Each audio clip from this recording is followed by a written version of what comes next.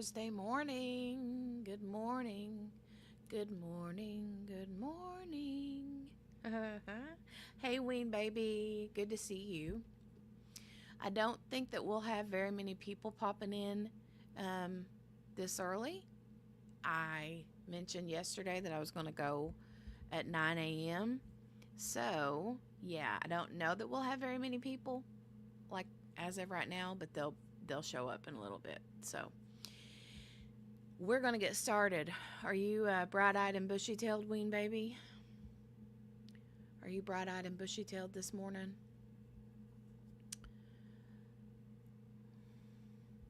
Are you? Are you? I have coffee. I have coffee. Caramel cappuccino, actually.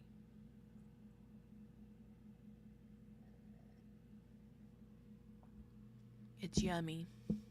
It's very, very yummy. All right, we're going to get started.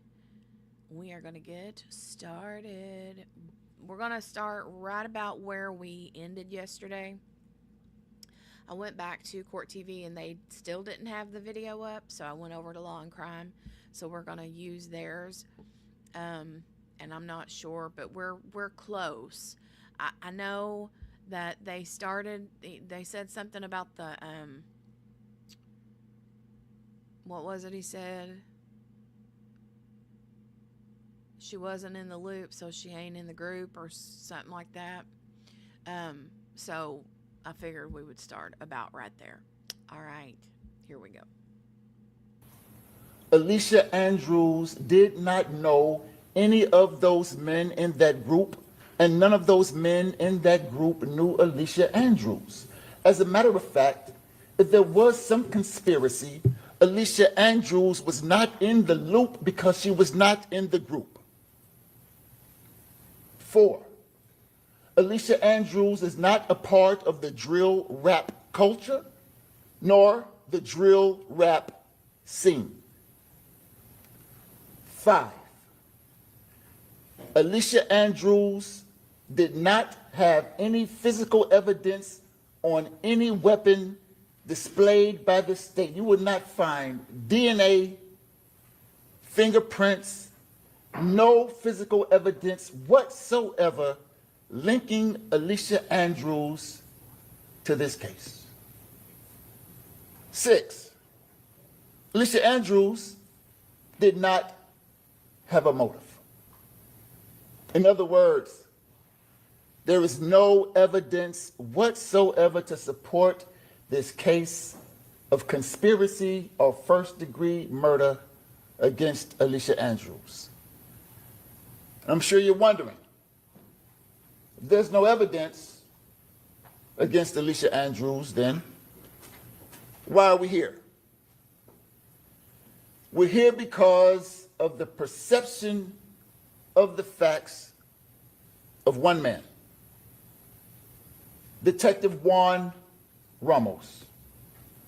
But ladies and gentlemen of the jury, perception is not reality. Detective Juan Ramos is the lead detective on this case. Let me tell you a bit about him.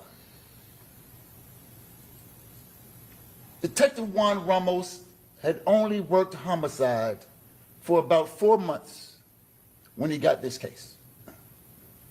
Became a homicide detective in February.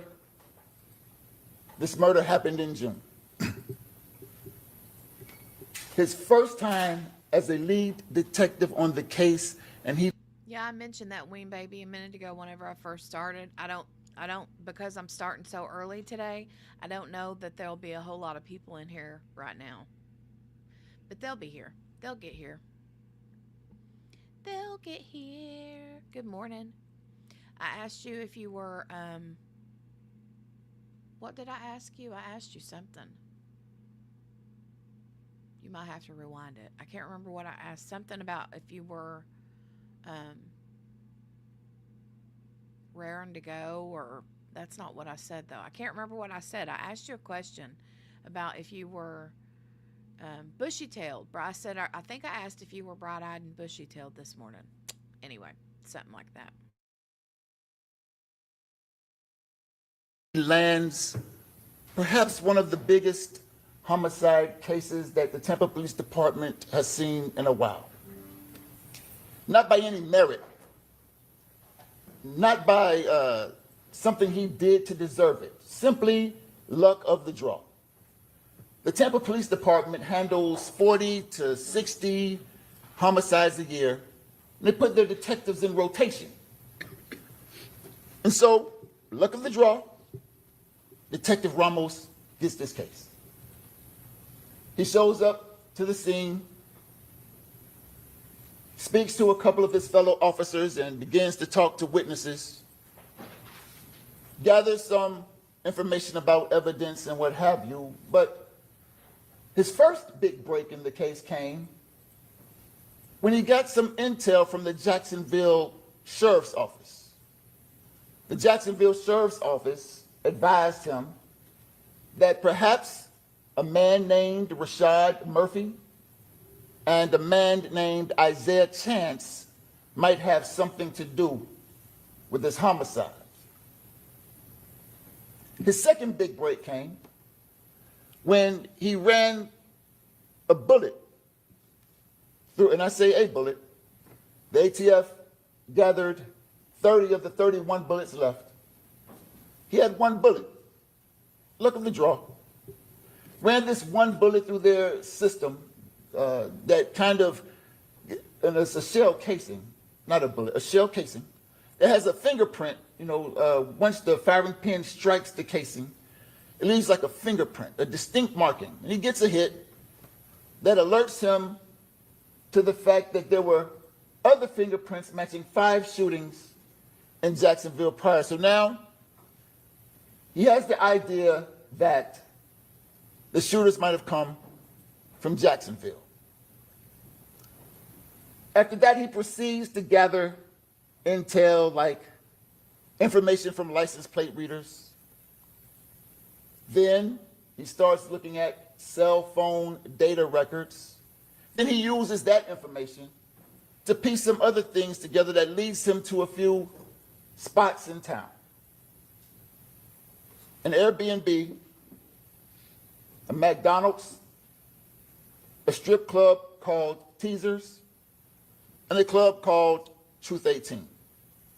And you saw some of the video footage. When Detective Ramos first gets this Airbnb video, he sees Alicia Andrews at the front door and surmises that because he sees no one else go in, Alicia Andrews must have let them in the back door. But perception is not reality.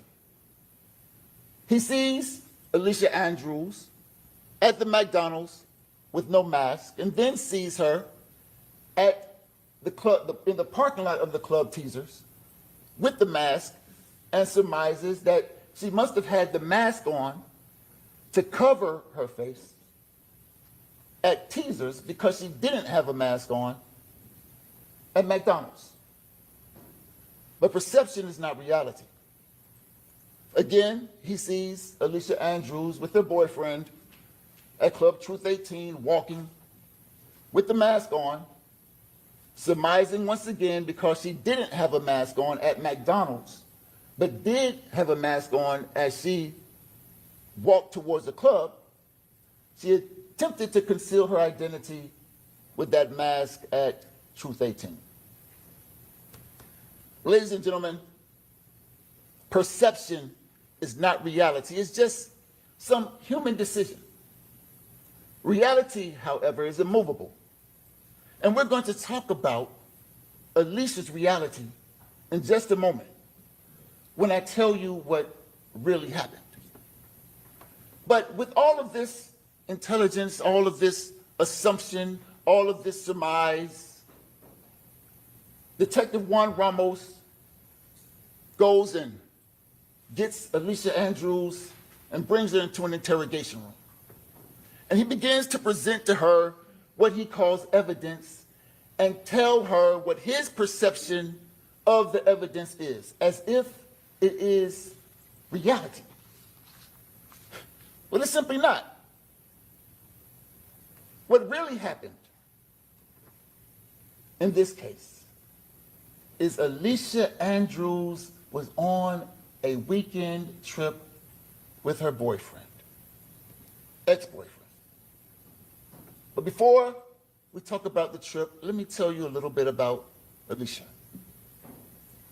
Alicia, high school graduate, did really well in school, well enough to apply to college and get accepted at Bethune-Cookman University. Judge, can we approach? Yes, come on up.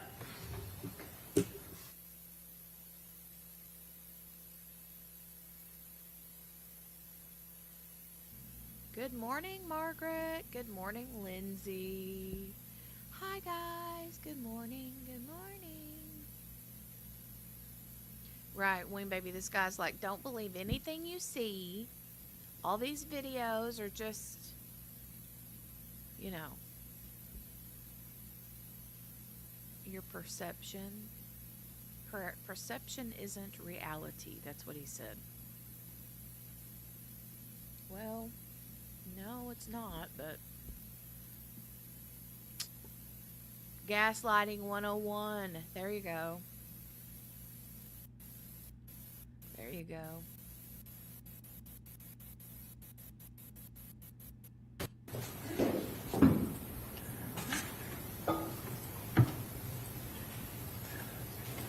Alicia's reality.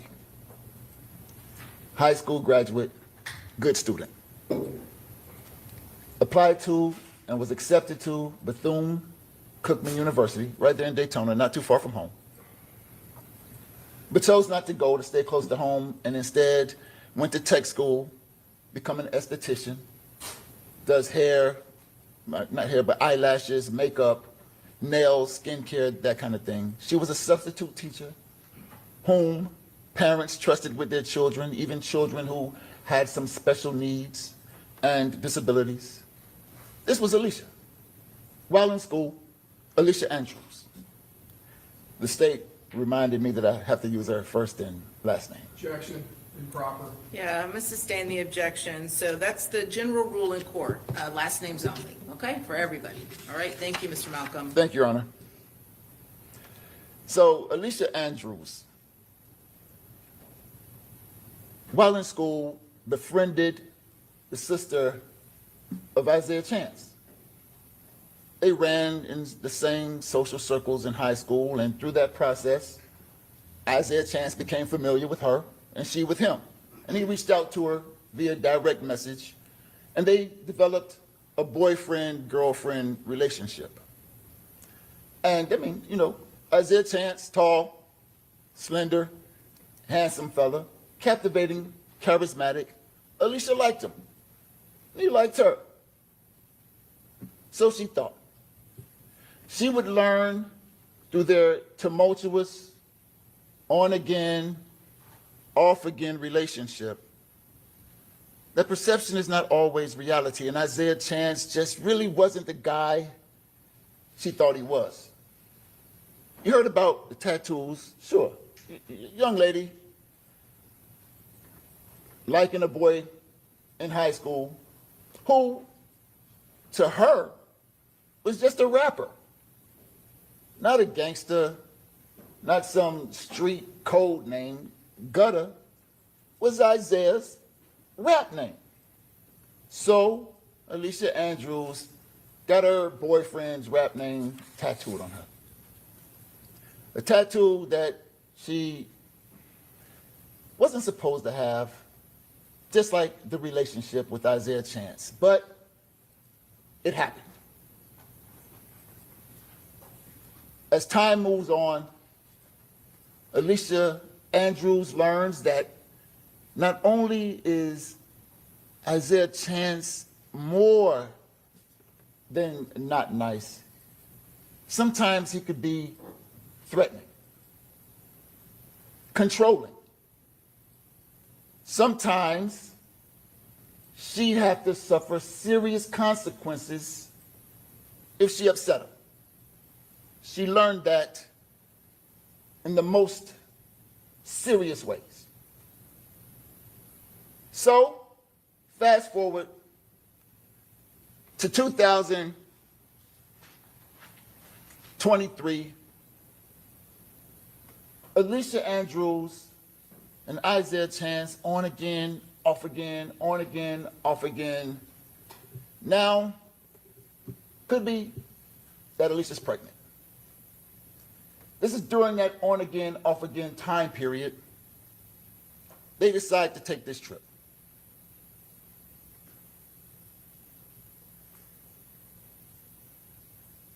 There's a big fight, a lot of fuss right before, and there's this makeup time.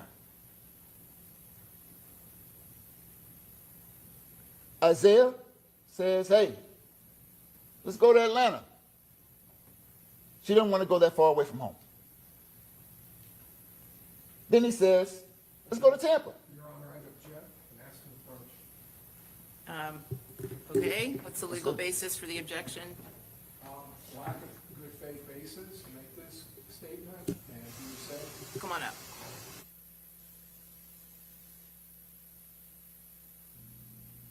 Patricia is sleepy. Was late for work. Oh no.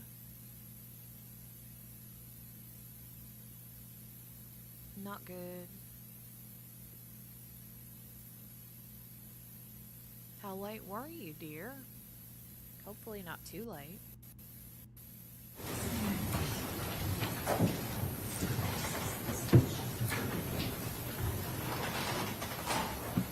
So Tampa it is.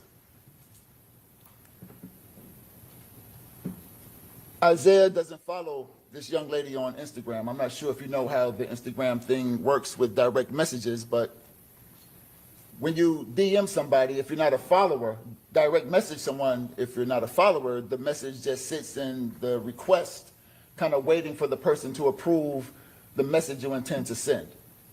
So Isaiah Chance doesn't follow this woman who does half-offs for Airbnbs and asks Miss Andrews to reach out to the woman whom Miss Andrews does follow and ask her to see if she can hook up an Airbnb for the weekend.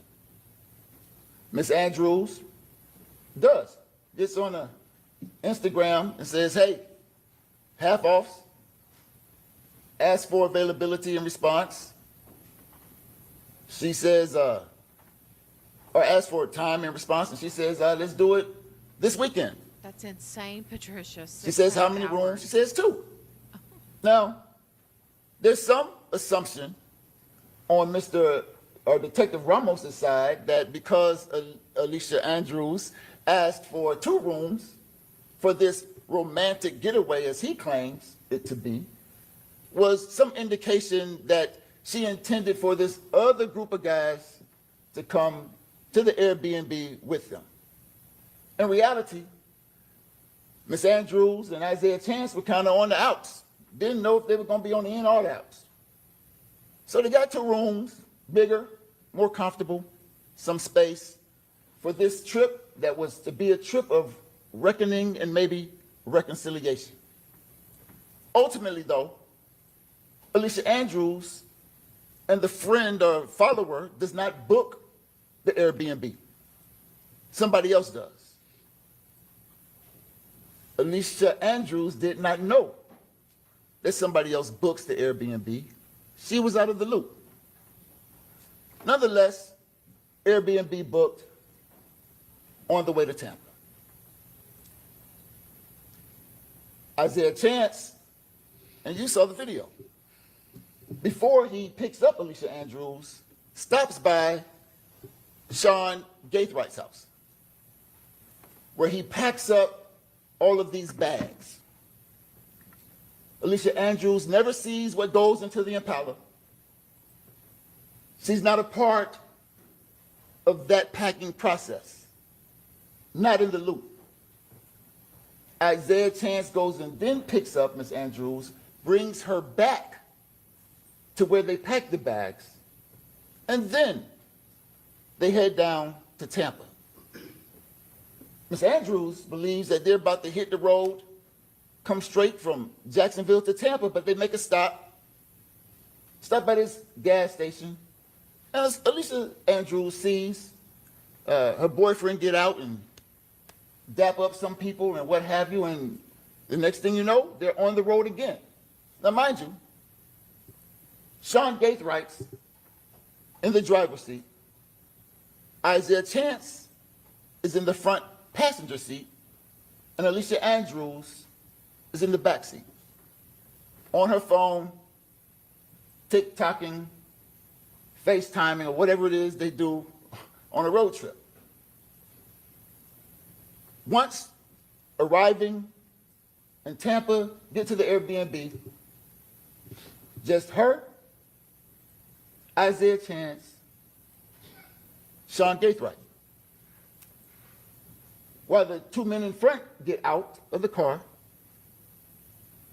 Miss Andrews is in the back still on her phone.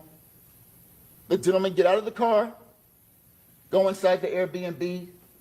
Miss Andrews then later gets out the car a few minutes after, goes to the front door. You saw it in the video, knocks on the door, and waits for someone to let her in. Now, when Detective Juan Ramos sees the video of Miss Andrews at the door, he perceives that Miss Andrews must have been the one who let the people who let her in the Airbnb because they don't see anybody else go in before her. Not the case. And the evidence will show you that. Alicia Andrews knocked on the door for the first time ever, approaching the Airbnb for the first time ever, let in by someone who was already in the Airbnb. She did not walk in the Airbnb and unlock a back door to let people come in to avoid being captured by the Ring camera. And we'll talk about that a little bit more. Once inside the Airbnb, Miss Andrews goes upstairs, takes the laundry off the bed, the linen off the bed, puts it in the washing machine downstairs, and goes back upstairs. And so she's washing the bed linen and upstairs on her TikTok, on her phone, TikToking or whatever it is, talking to her sister via text message and talking to Mr. Chance's mother about how to operate the washing machine. And so she's upstairs the entire time before they leave to go to McDonald's. Alicia Andrews does not know who's coming in and out downstairs, doesn't know that there's a Rashad Murphy coming by, a Davion Murphy showing up, no clue. When it's time to go to McDonald's, though, she finds out.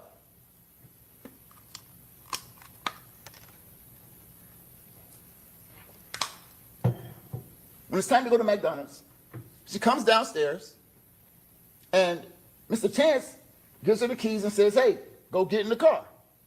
And of course she does.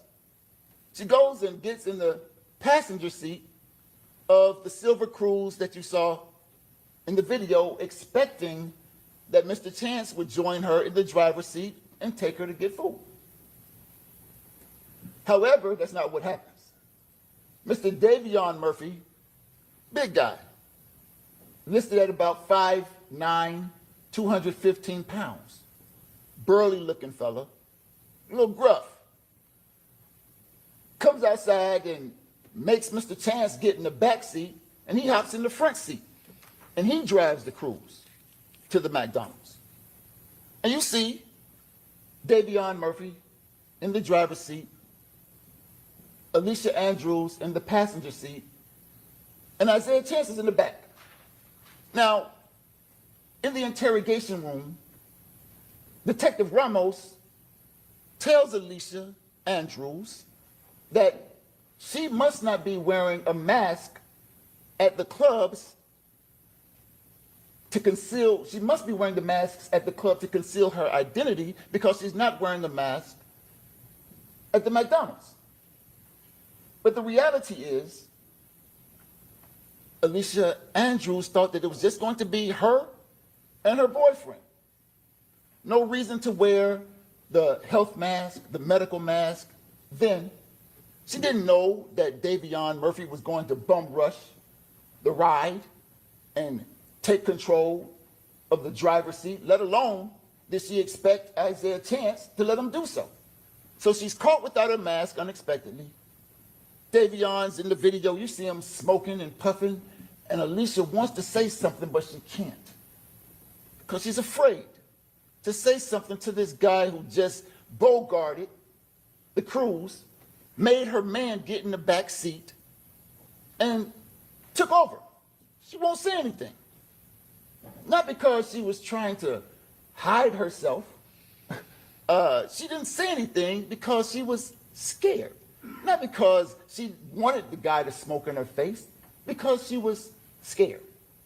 They get back to the Airbnb, and a few hours later, they head out again.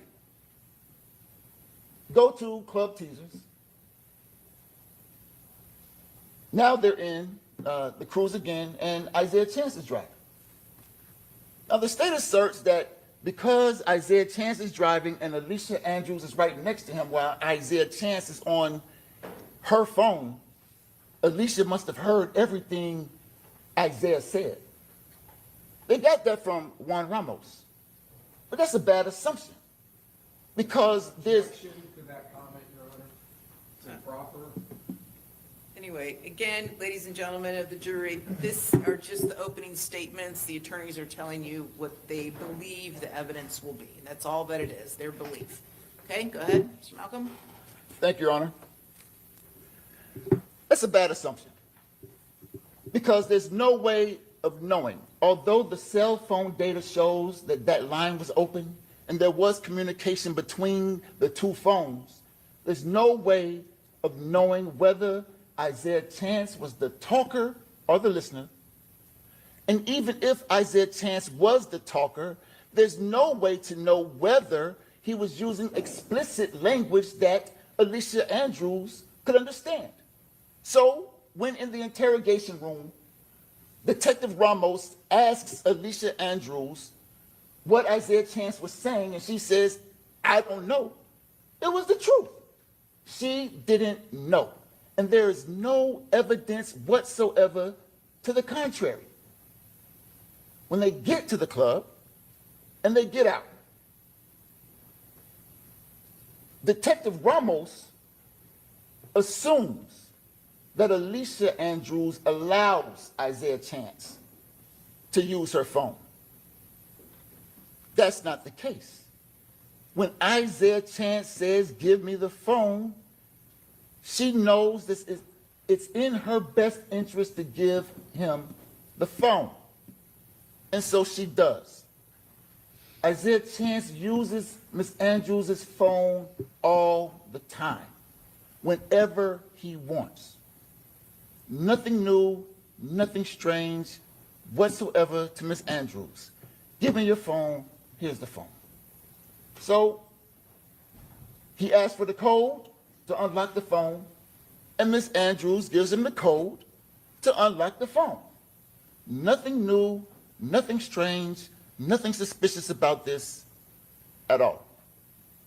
And you see them walking, and conspicuously you'll note that though there's an assertion that all the defendants in this murder conspired together, coordinated together, one stands out.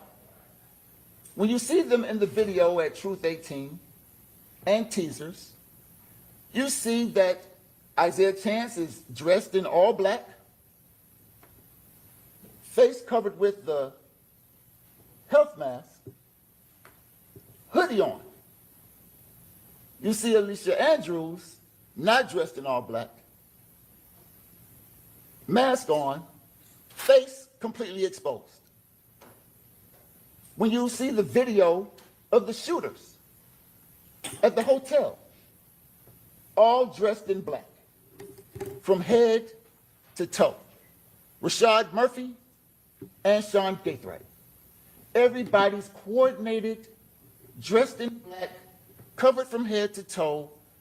Isaiah Chance, Rashad Murphy, Davion Murphy, Sean Gaithright.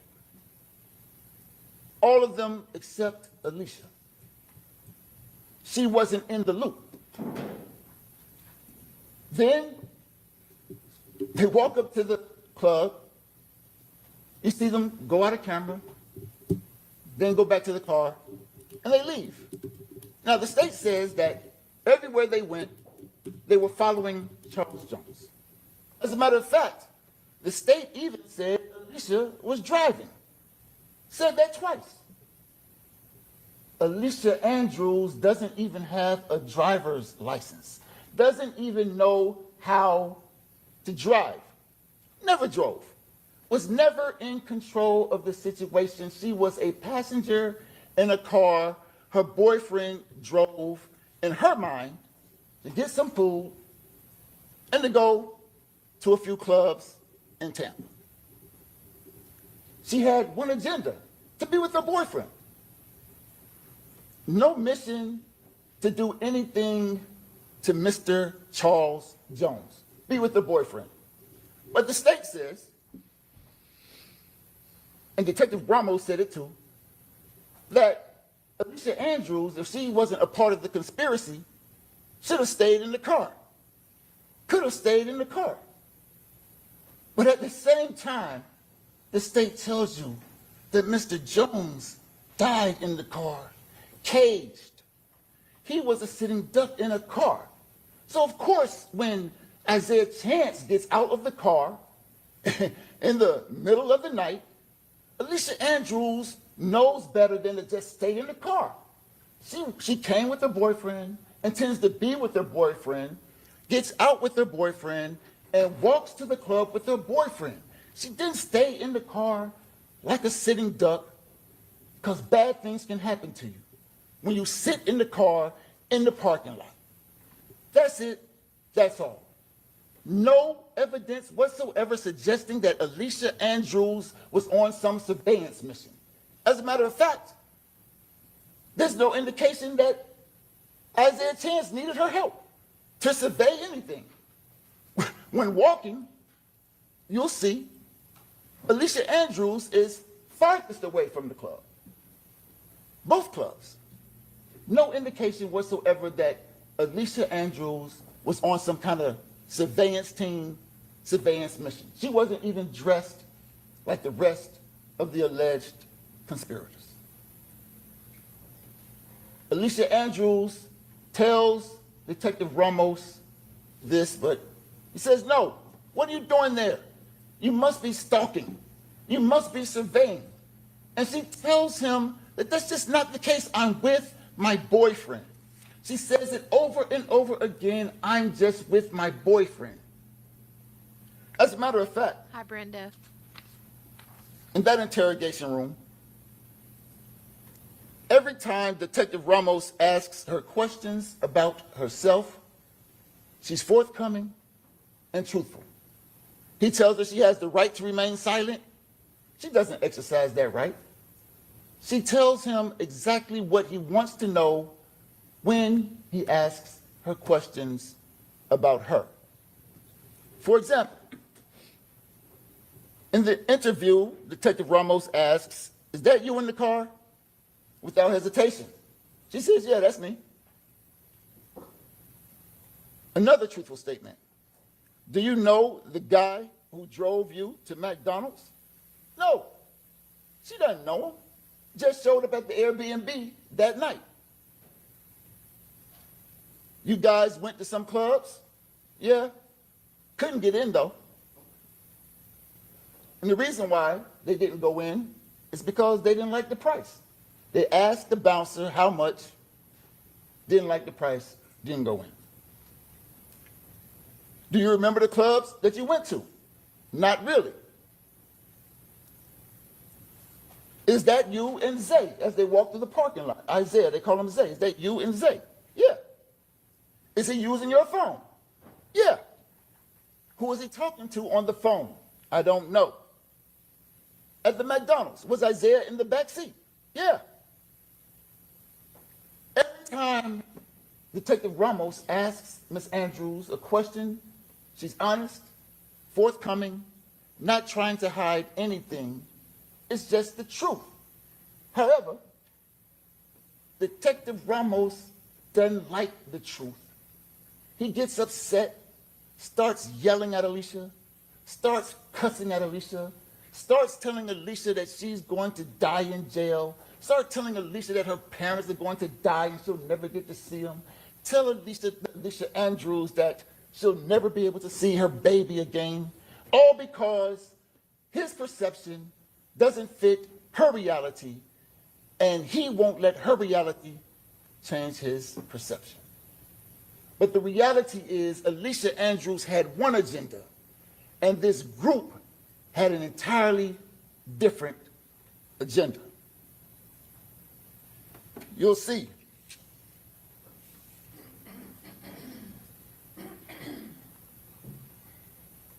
You'll see that there was no instance in time where Alicia Andrews did anything to contribute to this conspiracy.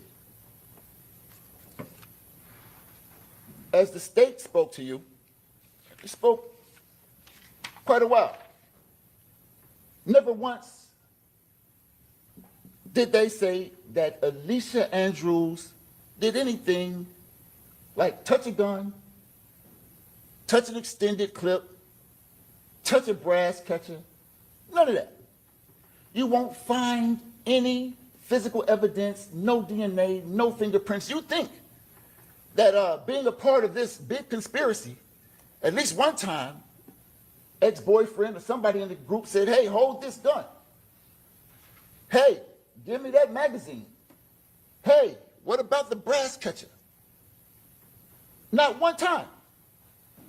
No physical evidence, no DNA supporting any assertion that Alicia Andrews had anything to do with this conspiracy.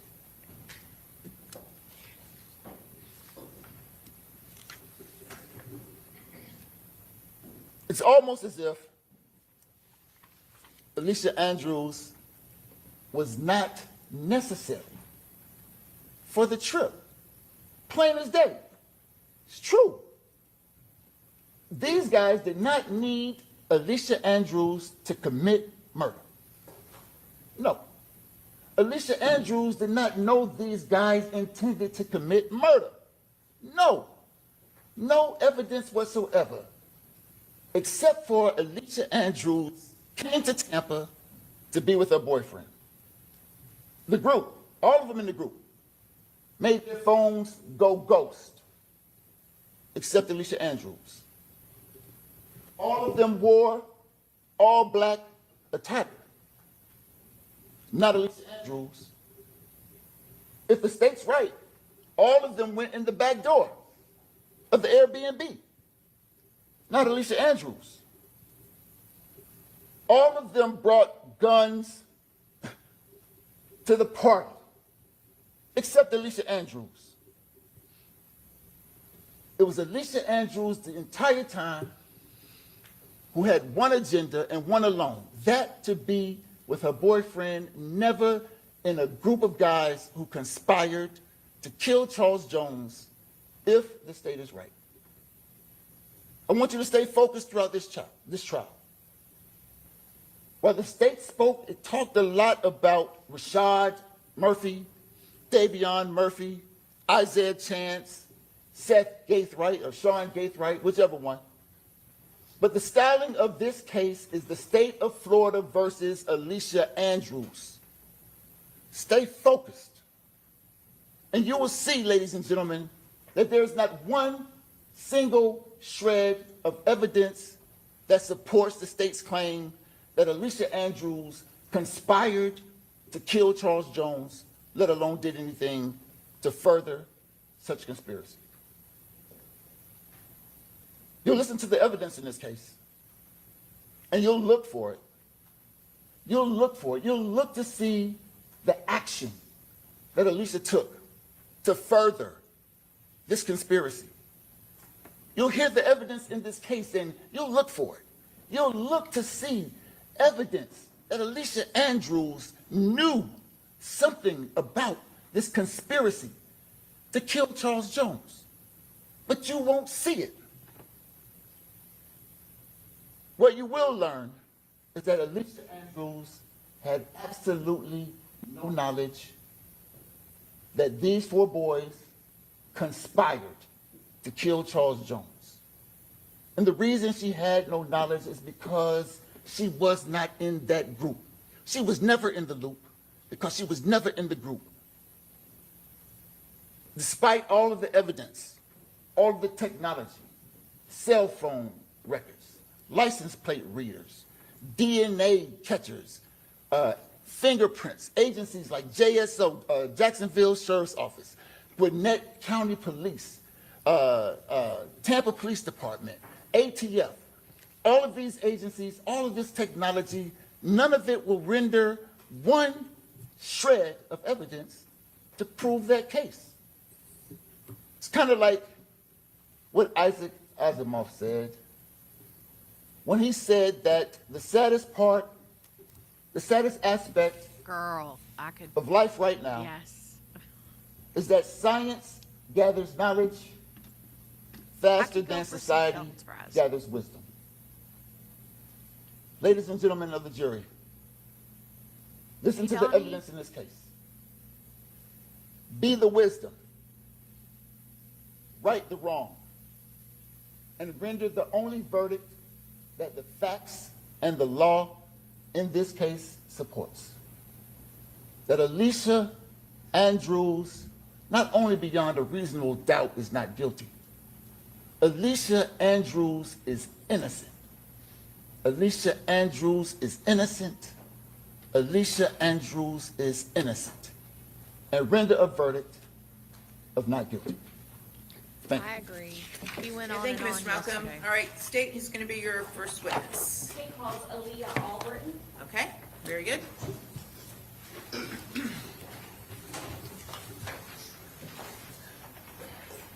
Hey, you want to talk about some good fries? They have good fries. It's Rallies here, but Checkers. I think it is Checkers and Rallies is the same, right? Just depends. Kind of like Hardee's is.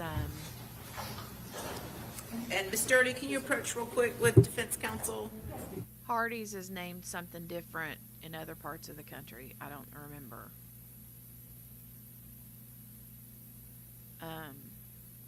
But we have Rallies. But yeah, their fries are really good.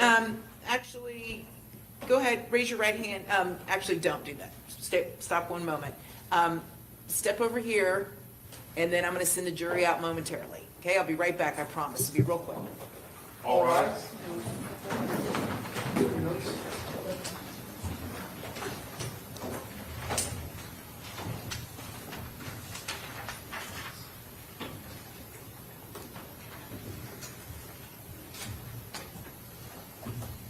Is it Carl Jr.'s? Is that what Hardee's is also known as? Okay, there we go, Margaret. Yeah. Okay, very good. All right, the state has requested there are certain witnesses. I knew it would come to me. But you want to talk about some really good French fries?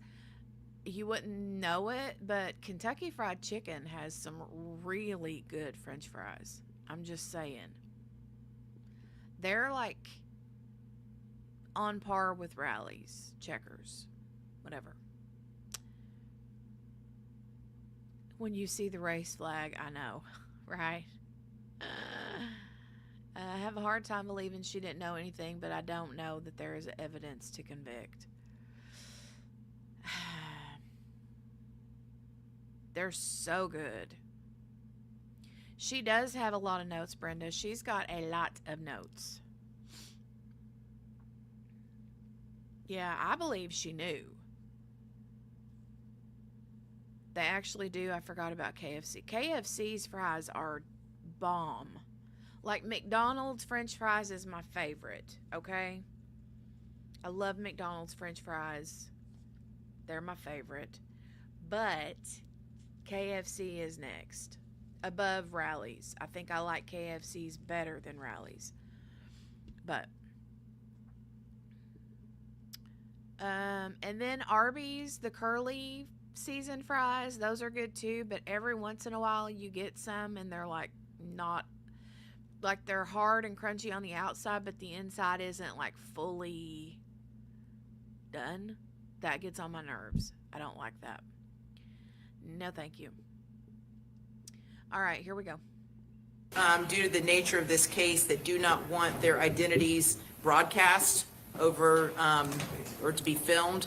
So this would be one of those witnesses. So I would ask that any of the media in here do not broadcast the witness's identity, including taking still photos of her, okay? All right, very good. So, actually, I'm gonna have the jury come back in, and then we'll swear you in and. Have a couple in the restroom, too, somebody please. Okay, that's fine. That's fine. Ms. Albright, go ahead and have a seat right here in the witness stand. We'll just wait. And then as soon as the jury comes in, I'll have you sworn in front of the jury. Hey, Morgana. Killer burgers. Soggy Arby's. I love Arby's roast beef sandwich. Okay? Beef and cheddar. Now I'm hungry. Stop it.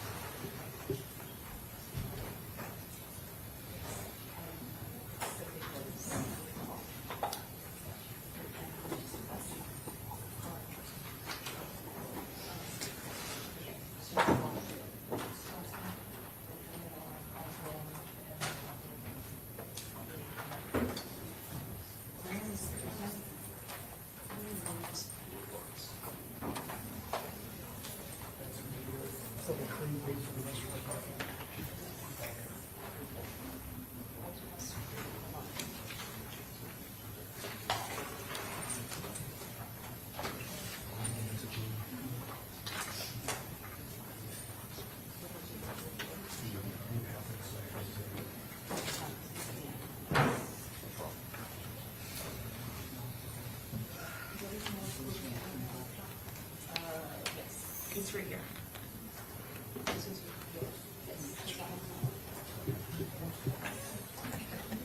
Let's ready.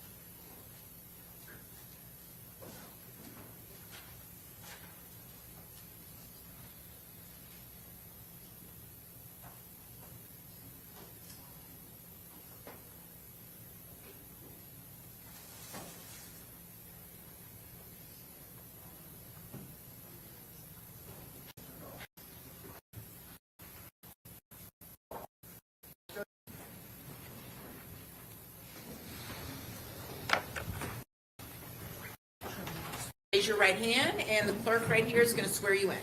Do you swear or affirm that the testimony you're about to give will be the truth, the whole truth, and nothing but the truth, so help you God? Okay.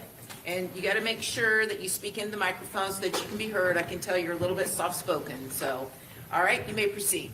Thank you, Your Honor. Please state your full name for the record.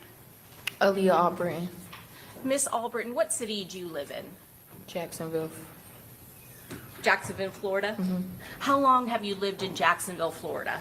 My whole life. How old are you now? 22. I'm going to ask you about some events that occurred the weekend starting on June 21st of 2024, that Friday. Do you remember that weekend? Yes. And on that weekend, did you have any travel plans? Yes. And at that time, back in 2024, you were still living in Jacksonville, is that correct? Yes. Where were you going to go that weekend? To Tampa. Who were you going to go to Tampa with? My friend, two of my friends, And what was your friends' names? Taifa and Camille. And when you say Taifa, are you referring to Taifa McCrae? Yes. I'm going to show you what's already been marked for identification, states Exhibit 27. Have I already shown you this photograph? Yes, ma'am. Do you recognize the person in this photograph?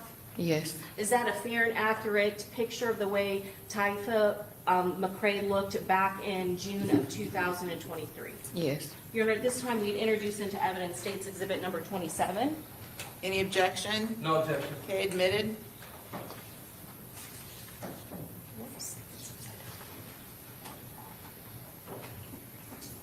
Miss Albritton, is that a photograph of Taifa McCrae? Yes. Do you actually recognize the outfit that he's wearing? And I'm going to scroll this up a little bit so that you can see all of it. Do you recognize that? Yeah. Is that what he was wearing that weekend? Yes. Let's go back to the Friday, June 21st of 2024. You said that you were coming down to Tampa with two friends, is that correct? Yes. Who was the other friend that you had mentioned that was coming to Tampa with you? Camille. And is her last name Bentley? Would that be Camilla Bentley? Yeah. How do you know Camilla Bentley? I met her through somebody. I met her through one of my friends. How long had you known Camilla Bentley before June of 2024? Probably a year. What was the nature of your relationship with Camilla Bentley? We were just friends. We just hang out time to time. And what about Mr. McCrae? How do you know Taifa McCrae? I know him through a friend also. How long had you known Mr. McCrae? I've known him a few years. And what was the plan when you came to Tampa? What were you guys going to do together? We were just gonna hang out, have fun, go to some clubs. That was really it. Have you ever heard of a person that was a rapper in Jacksonville by the name of Julio Foolio? Yes. Do you know what his real name is? Yeah. What's his real name? Charles. And do you know his last name as well? Jones. Is there any relationship between your friend Taifa McCrae and Charles Jones, the victim in this case? Yeah, they're cousins, if I'm not mistaken. Did any of your plans in Tampa involve Charles Jones, the rapper known as Julio Foolio? Yeah. What was going to happen in Tampa that weekend of June 21st of 2024? I think he had to perform somewhere, or he had like to show up at a club or something like that. And going back again to that day on Friday, who were you traveling to Tampa with? Taifa and Camille. How were you getting to Tampa? How did you get to Tampa? Taifa's car. Where did he pick you up at? Camille's house. And did he drive both you and Camilla Bentley to Tampa? Yes. When did you get to Tampa, Florida? Friday night, I think. Friday night, probably like 9, I think. Where did you stay when you got to Tampa? Airbnb. Had you been to Tampa before then? Yeah. Did you know, were you familiar with the area at the Airbnb that you were staying at? No. Could you today even say what the address of that Airbnb No, I have was? no idea. Can you tell us what type of Airbnb it was? A house, and I think it had a pool. I think it had like 2 or 3 bedrooms. Was there anyone else staying at that Airbnb in Tampa with you besides Camilla Bentley and Tafa McCrae? Yes. Who else was staying at the Airbnb? A few of Taifa friends, Foolio friends. Okay. What about Charles Jones, Julio Foolio? Was he there as well? Yeah. Were you also staying at that Airbnb the whole weekend? Was that the plan? No, they had booked a different house. So it was 2 different Airbnbs. You said 2 different houses, so one Airbnb for Friday, is that correct? And And- one for Saturday. And one for Saturday. Did you go to another Airbnb Saturday night, Yeah. Well, yeah. the following day? Yeah. Okay. And do you know the address of the Airbnb that you stayed at the following day? No. And we're now talking about the Saturday, June 22nd of 2024. Yeah, I don't know neither of the addresses. I don't even remember where they were at. I want to ask you who all went to the second Airbnb. Everybody. And when you say everybody, are you referring to all of the people that you previously have stated were at the Airbnb on Friday? Yes. So can you just list them for us again, who they are? Taifa, Camilla, Foolio, and I think like 2 of his friends, 2 of Foolio friends. So there were additional people there besides your group and Charles Jones. Yeah. Were there any parties or celebrations that were planned for that Saturday on June 22nd of 2024? Yeah. What was going on? Foolio had a pool party. Was there, when you say you had a pool party, was it just for the people that you have now mentioned, or were other No, people like coming? it was a whole bunch of people there. How many people would you say was at that pool party at the time when most people were there? The house was full, so probably like 50 people, maybe 30 people. And did you recognize some of the people in the party? I knew a couple of them. And where were they from? Jacksonville. And of the ones that you knew, do you know what their names are? Their nicknames. Nicknames. I want to ask you a little bit about the nicknames, okay? You said that you have grown up in Jacksonville your whole life, is that correct? Mm-hmm. And you said that you knew Charles Jones as Julio Foolio, is that correct? Mm-hmm. Were you familiar with what he did in Jacksonville? Yeah. Okay. And did he post a lot of music to social media? Yeah. And what was he known for in Jacksonville? Rapping. Rapping. Are you familiar with the term drill rapping? Yeah. And I want to ask you, were you familiar with what gang that he was associated with or a member of?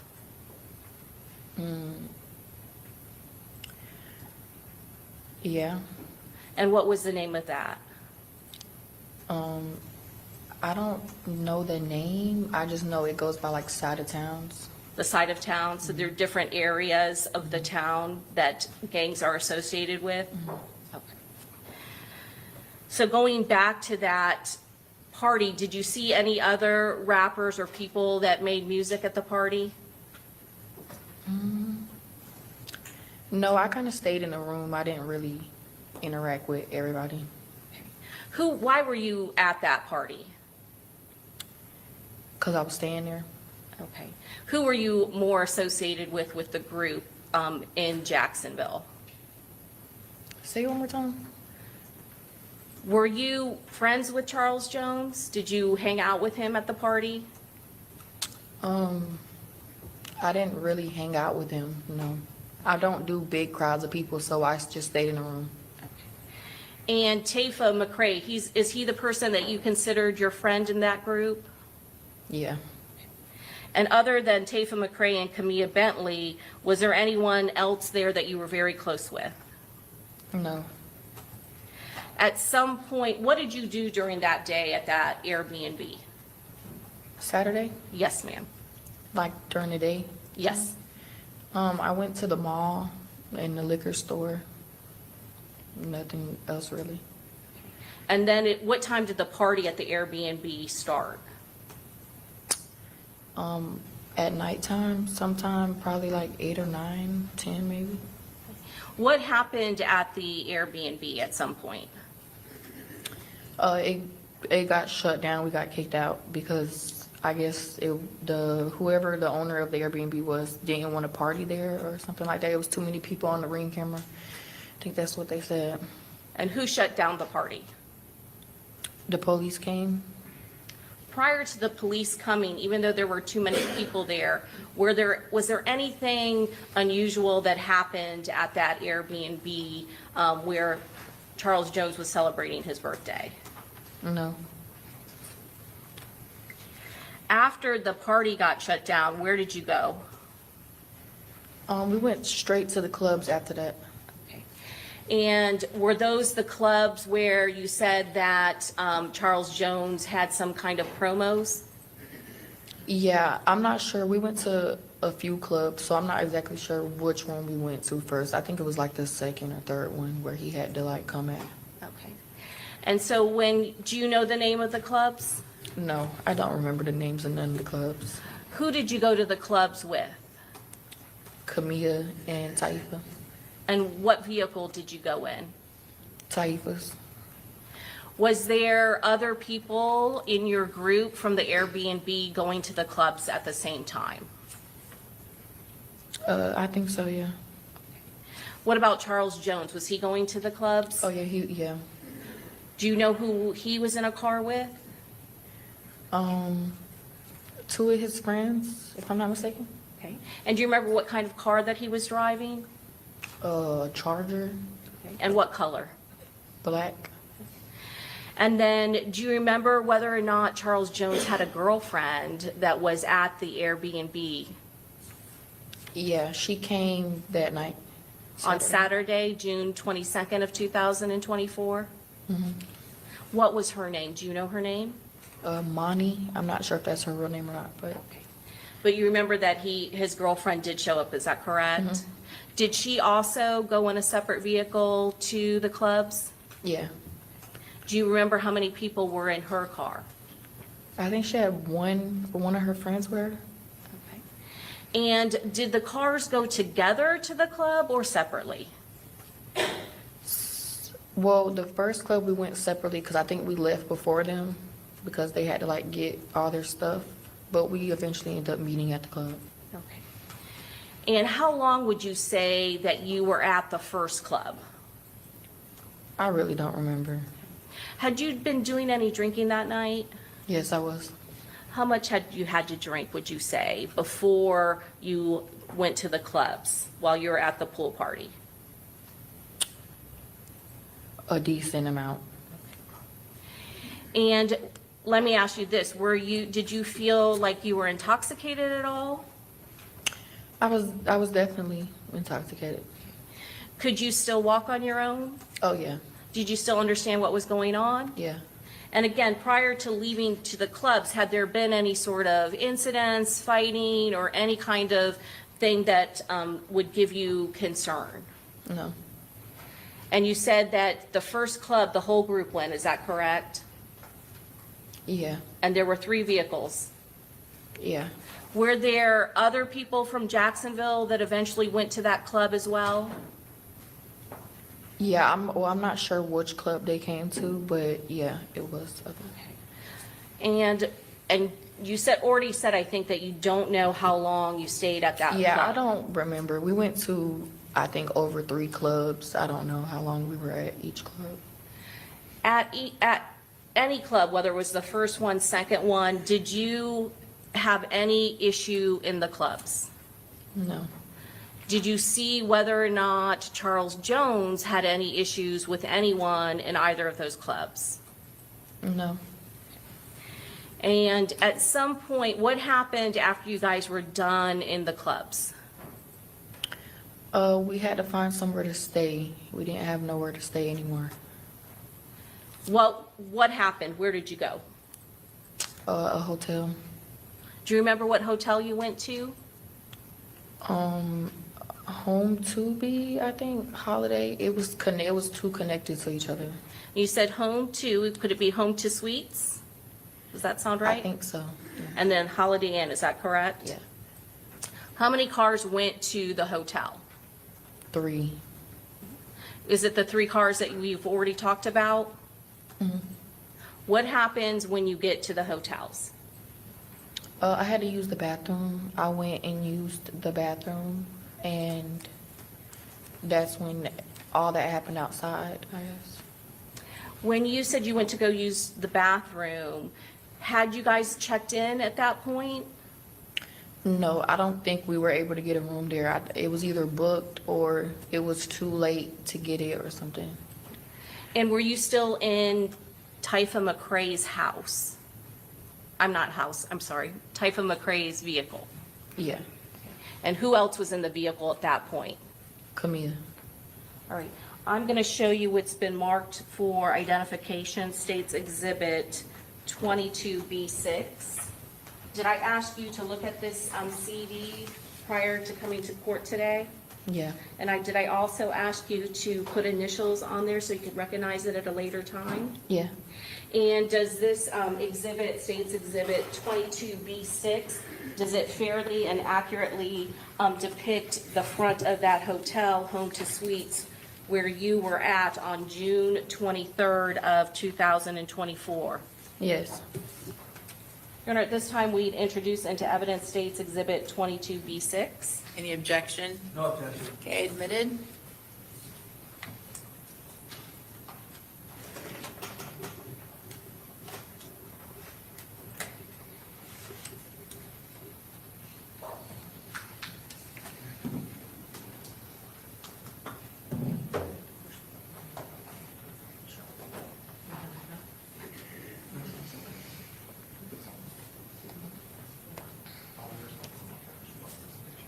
Did I just push it?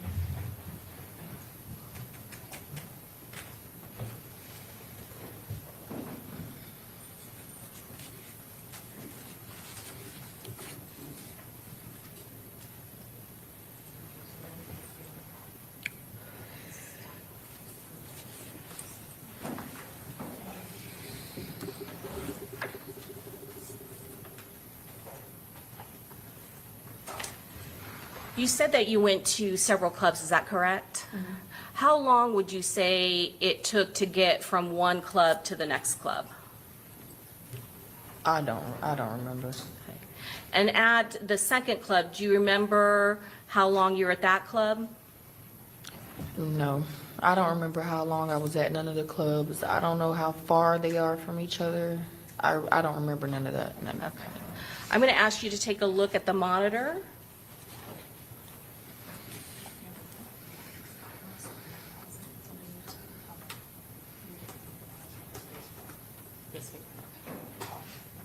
Yep.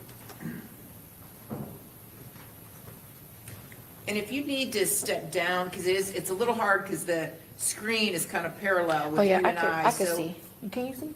I mean, Yeah, I can see. I just want to make sure you can see. And then if you have to point something out, Miss Albritton, you are welcome to walk over to the screen and point out something if necessary, okay? okay.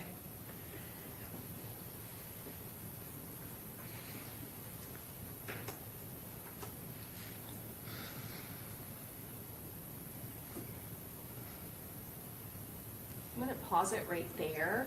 Can you tell me, do you recognize the vehicles that are being depicted in this video? Yes. Okay. And I am going to ask you to step down for just 1 second, just so you can point to what vehicles and who are in each vehicle, if you know who's in the vehicle. This is Julio's car, Money's car, Honda, and this Typha's car. Okay. And when you say Monty, that's the girlfriend, is that correct? Does Armani Turner, does that sound correct, ma'am? I don't know. You don't know her name, okay, we'll call her Monty then. And in the black Charger, that is the vehicle that you said Charles Jones is in, is that correct? And then the very vehicle in the back is the vehicle that you are in with Tifa McCray? Yes. Who's driving? Sorry. Okay. You can go ahead and have a seat, I'm gonna place some more and have you watch it.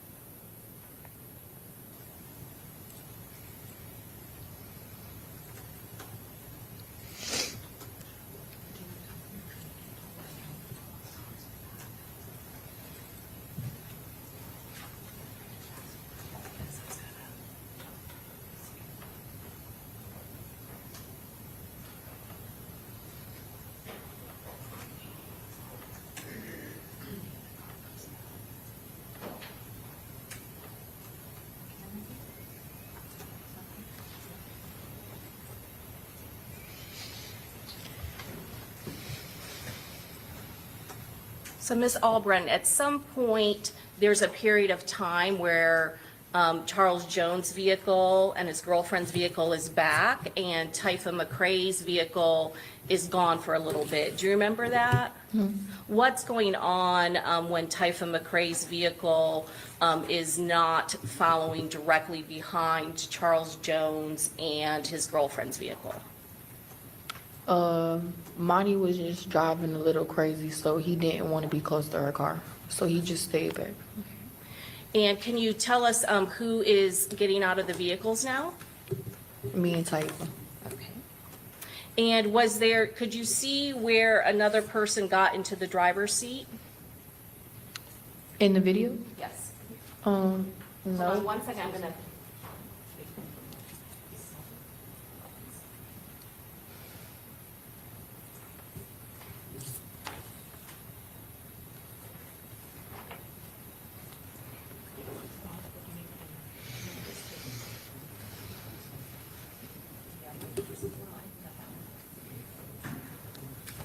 Okay, Ms. Albright, I'm going to ask you to take a look at when Mr. McCray gets out of the vehicle.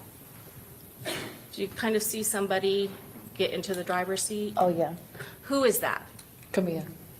Your friend, Miss Camilla Bentley? Okay. And where are you going at this point? To use the restroom. Okay. How long are you in the restroom? A couple minutes. And what happens when you're in the restroom? Nothing. As soon as I walked out the restroom, I just heard stuff outside. What did you hear? Shooting. And when you heard shooting, what did you do? I had stayed next to the lady at the front desk. And had you seen, when you went to the restroom, where did Mr. McCray, Tifa McCray He go? used the restroom too. Okay. When you got out of the restroom, did you see him at all? Yeah, like we walked out at like the same time. And you said you started, did you hear shooting while you were in the restroom or when you came out? The restroom was like in a deep hallway, so I didn't really hear it till I got out of the hallway. And when you heard the shooting, what was Tifa McCray, was he already out of the restroom? Yeah, we heard it at like the same time. And what did he do? He didn't do anything. We stayed in there and we heard it stop, but then it kept going. So when he heard it stop, he was finna walk out there, but it started going again, so he didn't go out there. So I want to ask you, you said at some point you heard shooting and it stopped, and then it started again, correct? Do you know how much time elapsed, or can you estimate? A few seconds, probably like 10 seconds, 10, 30 seconds. And while you heard shooting, did you or Mr. McCray try to go outside into that parking lot where Charles Jones was parked? No. After the shooting happened, what did you do? I called Camilla And why did you call Camilla Bentley? because I knew she was outside in the car, and it wasn't no cars out there, so I just called to see where she was at. You said there were no cars outside, so at some point, did you go and look to see No, where I the could cars see it were? through the door. It was a Okay. clear door. I'm gonna go ahead and stop this.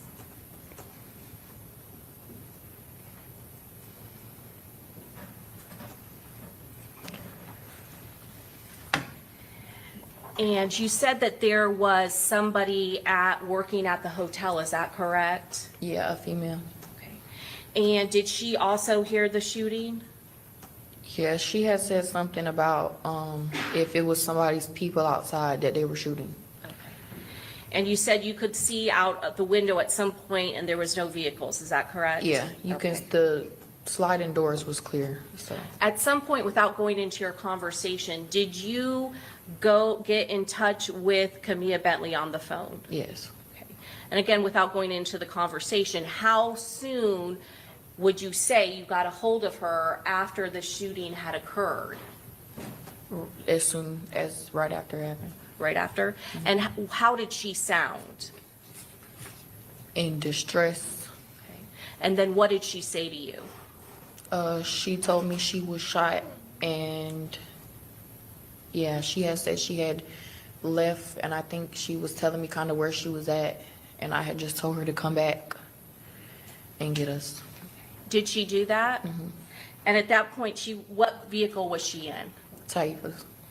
What happened when Camilla Bentley came back to the hotel? And what happened when she came back? She got in the back seat, and we left. Before leaving that, you said you looked out there. Did you see Charles Jones' vehicle again at that point? No, I didn't see his vehicle after that, no. What about Armani, his girlfriend? Did you see her vehicle at all? And you said that Camilla Bentley then got in the back seat, is that correct? Who was driving at that point? Taifa, Where did you all go? to take Camille to the hospital. Do you remember what hospital it was? No, I have no idea. What happened once you got to the hospital with Camilla Bentley? Taifa and Camille went inside. Right. Where did you go? I stayed in the car, and I parked the car at some apartments, I think right next to the hospital. And do you remember the name of the apartments? No, I have no idea. Why didn't you go into the hospital? I didn't want to see any police. I didn't want to come in contact with any police officers Why was that?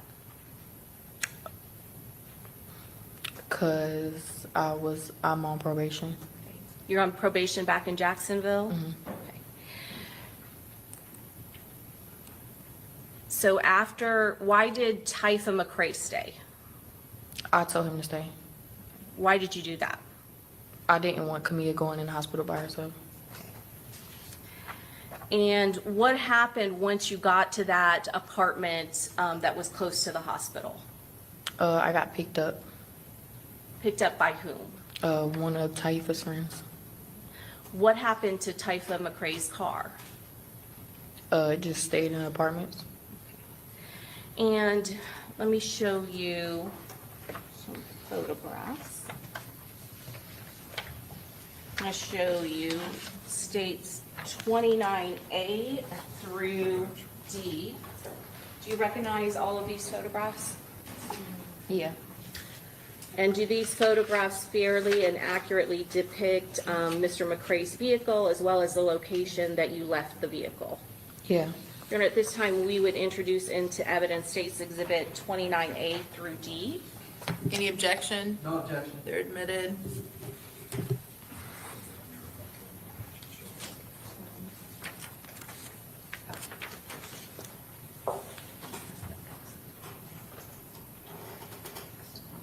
Oh, I see.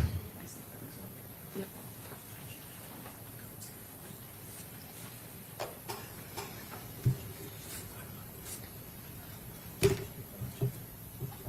Ms. Alberton, can you tell us what's in 29A? Taifa's car, Okay, and which one? the Nissan. Okay, the one in the middle, is that a Nissan Altima? Yeah. And then I'm gonna show you 29B.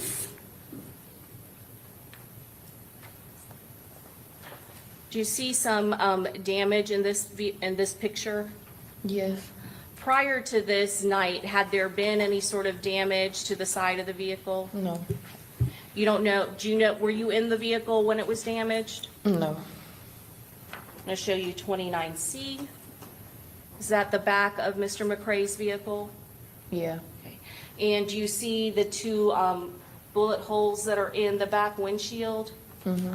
Had that been there prior to what happened, the shooting at Home to Suites? No. I'm going to show you 29D. This is a close-up. Did you see that on the back of the vehicle when you left it at that apartment complex? No. Now, I want to talk a little bit more about why you didn't want to speak to the police. At some point, were you concerned with some of the stuff that is going on in Jacksonville? Yeah. Can you tell us a little bit about that? A lot of people just don't get along. And when you say a lot of people don't get along, are you again referring to these rival neighborhood gang groups? Yeah. Some point when you were younger, did you date someone who was associated with a rapper by the name of Young and Ace? Yeah. What is Young and Ace's real name? Keontae. Okay. Is that Keontae Bullard? Mm-hmm. And who were you dating that was related to Mr. Bullard? Trayvon.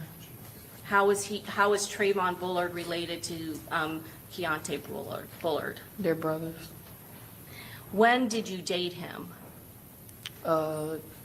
In 2018. Okay. And did something happen to him? Yeah, he passed away. When did he pass away? June 5th, 2018. And how did he pass away? He got shot. Was that a part of this rival gang war? I'm assuming. And when you say that he, at that point back in, you said 2018, was there even a group called ATK back then? No. And going back to Young and Ace, what was it known as back then? Young and Gang. And is there music and rap music that is associated? Do you need a Kleenex or a tissue? No. You're okay? Okay. Is there music and nicknames and rap names associated with the music that these gangs are putting out? Yes. And what did your boyfriend's brother, what did he go by? Ace. And is that, you said back then, the group that hung out with him, his gang was called what? Young and Gang. At some point after the death of your boyfriend, did you continue to hang out with his brother and his brother's group? I kept in contact, but I didn't really hang out with them. Were you interested in all of that back and forth that was going on between Youngin crew and the rival neighborhood gang? Overall, go ahead. No. Thank you.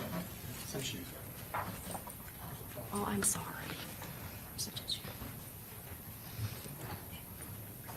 Thank you.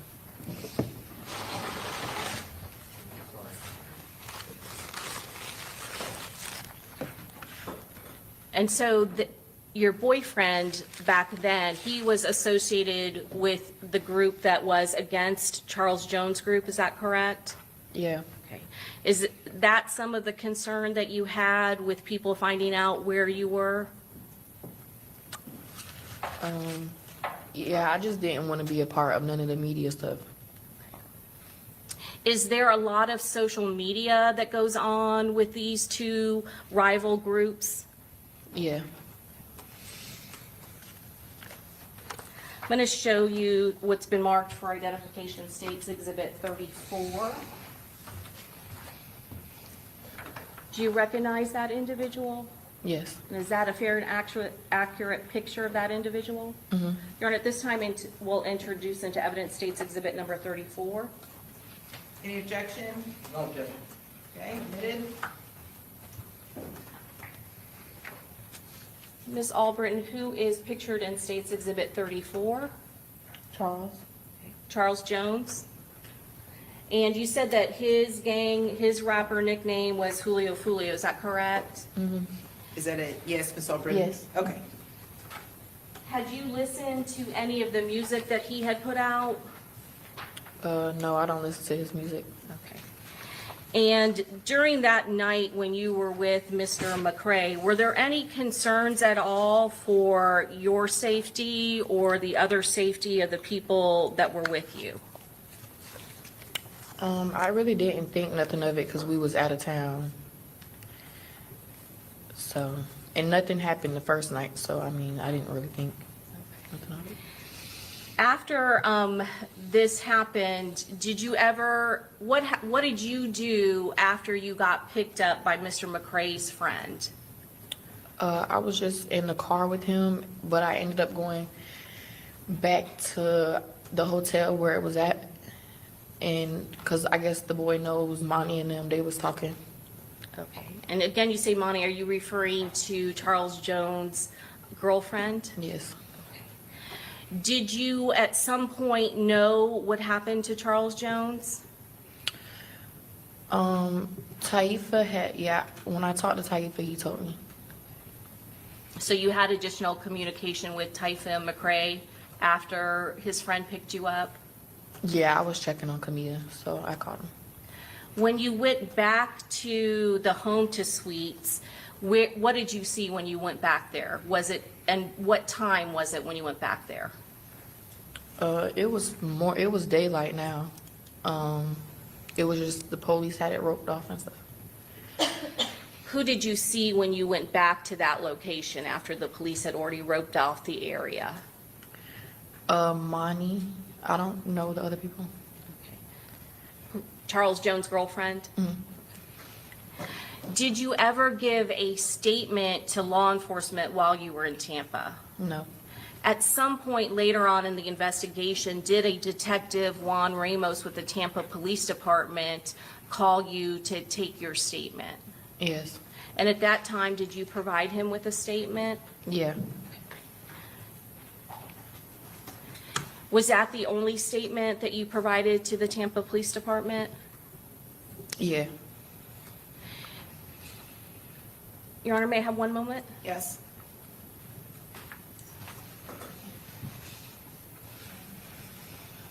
Your Honor, at this time, we pass the witness. Okay, cross.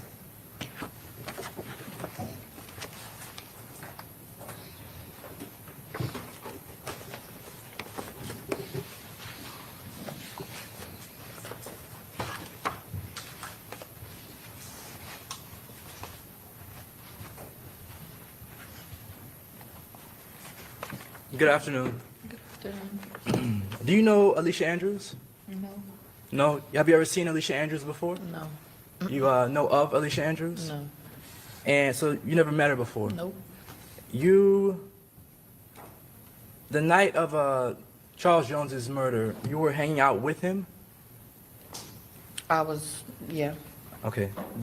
You're in the video where he's in the Charger next to the vehicle that you're parked in, correct? All right. And are you a part of Charles Jones's gang? No. So you're not a part of what they call 6 Block? No. Are you a part of any gang at all? No. All right. Do you know if Alicia Andrews is a part of any gang? No, I don't know her. Okay. You listen to rap music? Yeah. All right. But you said you don't listen to Charles Jones's rap music? No. So no Julio Foolio in your playlist? Nope. All right. Is there a reason why? It's not my type of music. All right. But you know the substance of his music, is that correct? Yeah, I've seen it on social media. All right. And the music that he raps about, they call it drill rap? Correct. And that music is him talking about what they call opposition, ops? Yeah. All right. When Charles Jones, Julio Foolio, talks about his ops, is he talking about them in a derogatory manner? Yeah. He talks about them being dead, is that accurate? Correct. He talks about them being kidnapped, is that accurate? Yeah, I think. I don't know about that part. Does he talk about them being shot? Correct. And he made fun of these things? Yeah. All right. And because of that, did people not like him? Yeah. All right. And these people that did not like Julio Foolio, did they talk about that around Jacksonville? Yeah. Did they talk about it on the internet? Yeah. All right. It's pretty common. Yeah.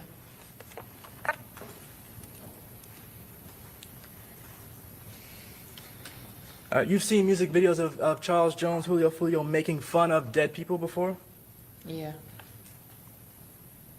All right. I have a sort of a strange question, but try to follow me. You stayed in an Airbnb when you came from Jacksonville to Tampa, right? Correct. And you didn't book the Airbnb. Is that accurate? All right. When you stayed in the Airbnb, did you stay there because you didn't want to stay in a hotel that had cameras in a lobby? No. All right. So you were not at the Airbnb to sort of hide your identity. Is that accurate? No. All right.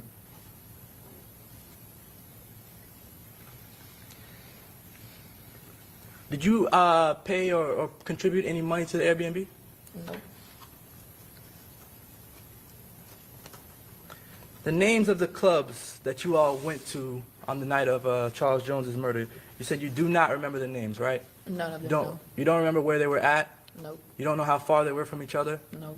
You believe there were at least 3, though? Yeah, like we went to 4 clubs the first night and the second night. Okay. All right. Is one of the reasons why you don't remember the clubs or where they were at because you're not from Tampa? Yeah, and I was just riding. I didn't really care where we went. I didn't look up no place to go. I didn't pick where we were going either. All right. So you weren't driving the car? No. You were just a passenger? Correct. You were just going along for the ride? Is that a yes? Just for Yeah. the court reporter? Okay. Do you know anyone in the group of people that you were with called Fat Boy? Called who? Fat Boy? That was supposed to be with us? Yes. No.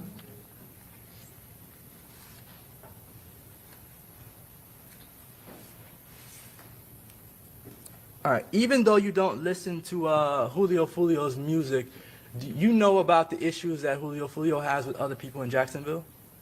Kind of, sort of. Kind of, sort of. You know that the people, you said earlier, people just don't get along, right? Correct. All right. And that's because you don't live under a rock, right? Correct. And you see things that whether it be on social media, right? Or whether it be on just in your personal conversations, correct? I don't talk about it. You don't? Okay. Let me ask you this. You dated Youngin Ace's brother, is that accurate? Yeah. His name is Trayvon. Trayvon? Okay. Trayvon, when you say brother of Youngin Ace, is that his blood brother? Yes, same mama. I think they have different dads though. Okay. And to your knowledge, did Youngin Ace get along with Julio Foolio? No.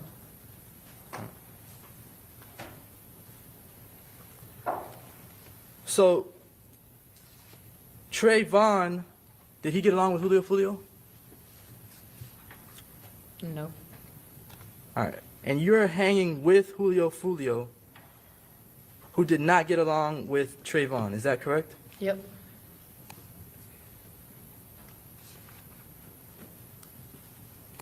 All right. Trayvon was shot.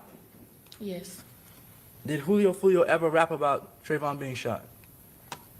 Yeah. Did Julio Foolio ever make fun of Trayvon, your former boyfriend, being shot? Yeah.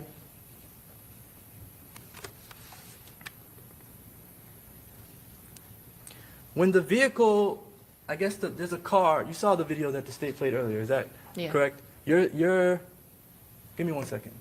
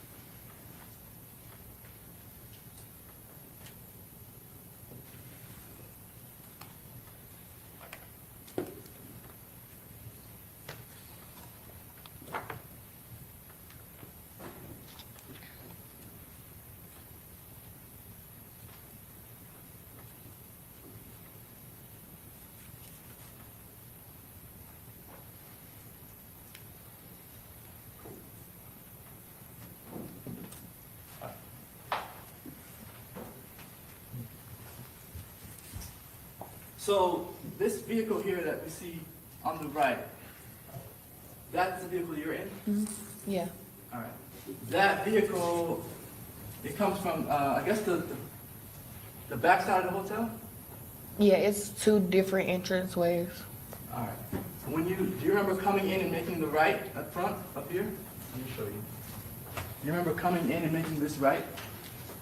And going around the hotel to get to this side? And I guess. You guess? Did you go this way? Straight? I don't really remember, but seeing the video, we went right. Okay. It makes sense that you would have went right to come around the hotel. Is that accurate? Yeah. Now, is there any reason in particular that you went around the building to come to this spot here where you're at? I wasn't driving. So you didn't make that decision? No. All right. So you don't know why the vehicle is faced in the opposite direction? No.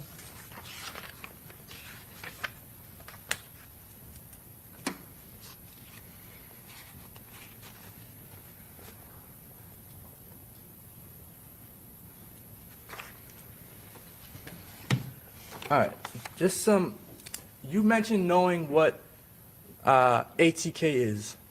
Did you say that? I said I don't know what that is. Oh, you don't know what ATK is? No, I don't know what that means. I wasn't, no. Oh, so sorry. Not the meaning of ATK, but that Young and Ace is a part of ATK. Did you say whether you know that? Yeah. Okay. ATK and 6 Block, do those two groups get along? No. Charles Jones, just for the jury, is a part of 6 Block, is that correct? Yeah. And Young and Ace is a part of ATK, is that correct? Yeah. And to your knowledge, Alicia Andrews is not a part of either of those gangs, correct? I don't know. I don't know her. All right. Did you see Alicia Andrews at any of the Airbnbs that you had either Friday or Saturday night? No. All right. Was Alicia Andrews inside of any of the clubs that you went to Friday or Saturday night? No.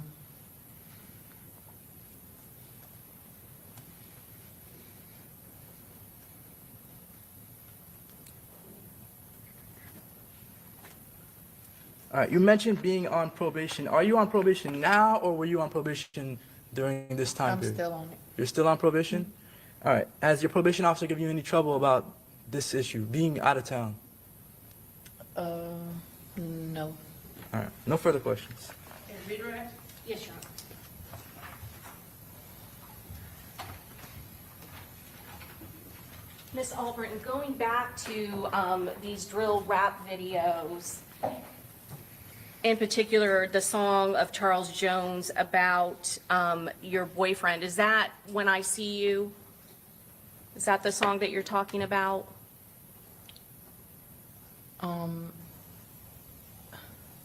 I guess, yeah. Okay. And that's one of the music or drill rap videos that you don't like, is that correct? I don't care for them. Okay. Does the other side, does Young and Ace and ATK, do they do similar rap videos about Charles Jones' 6 Block group? I don't know. I don't listen to neither, honestly. Okay. but you are aware of the back and forth, is that correct? Yeah.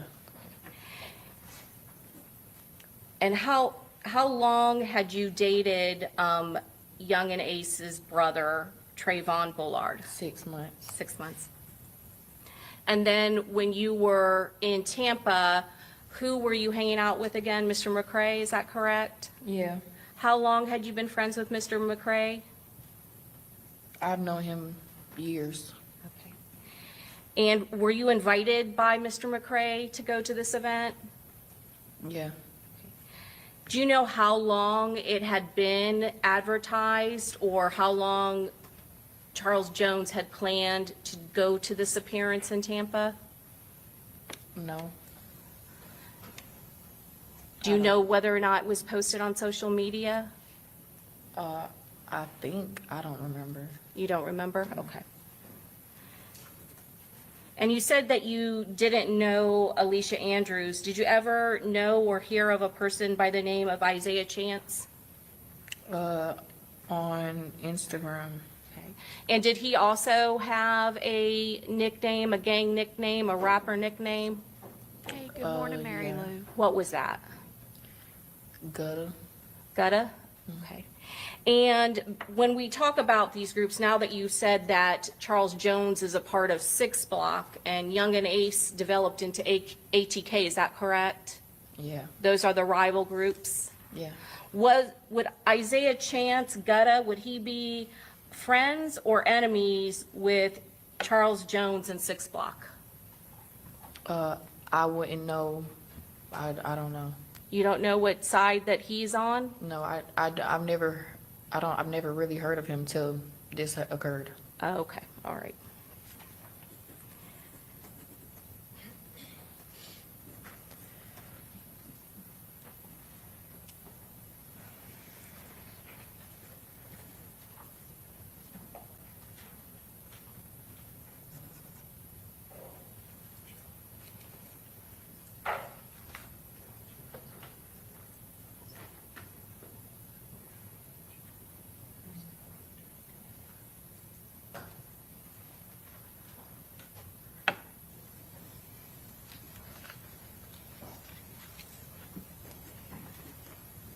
Ms. McCrae, when you were in the bathroom, did you have communications with anyone? No. I have nothing further, Judge. Okay, very good. Ms. Wood is excused. Yes. Thank you, ma'am. You're free to go. Thank you. Have a good one. Okay, thank you. All right, let's take a quick afternoon break, 5 minutes, and we'll be back, okay? All rise. All right, quick 5-minute break.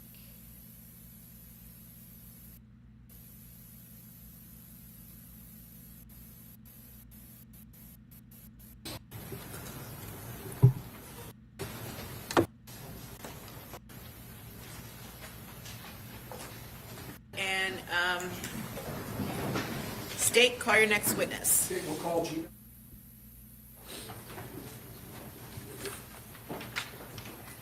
How are you this morning, Mary Lou? I hope you're doing well. You got to work today?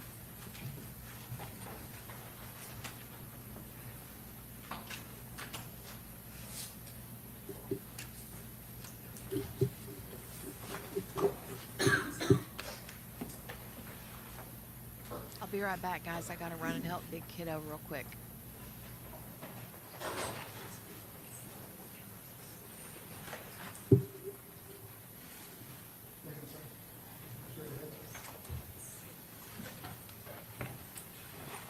Just kind of this way. Okay. Just raise your right hand, be sworn in by the clerk, right? Do you swear or affirm that the testimony you're about to give will be the truth, the whole truth, and nothing but the truth, so help you God? Yes, Doug. Okay. So, Mr. Norris, I can see you're upset. So, it's very important, however, that you be able to retain your composure. So do you want to take a moment in order to kind of gather yourself? I'll be straight. Pardon me? That's why I'll be straight. You'll be straight? Yeah, I'm good. Okay, you're good? Okay, that's fine. All right, thank you. You can proceed. Thank you, Your Honor. Mr. Norris, you might want to try to get closer or pull that microphone towards you so you're not having to lean over. There you go. I think, I know you're soft-spoken. I just want to make sure we can Thank hear you. what you're saying. Okay. Good afternoon. Would you please state your name and spell your last name for the court reporter?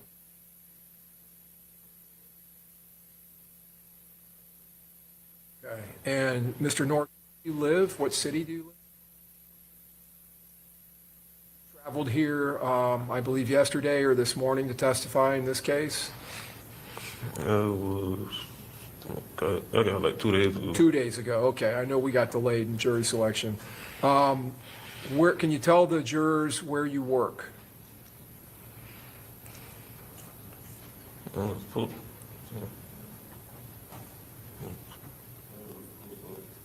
You work at the post office?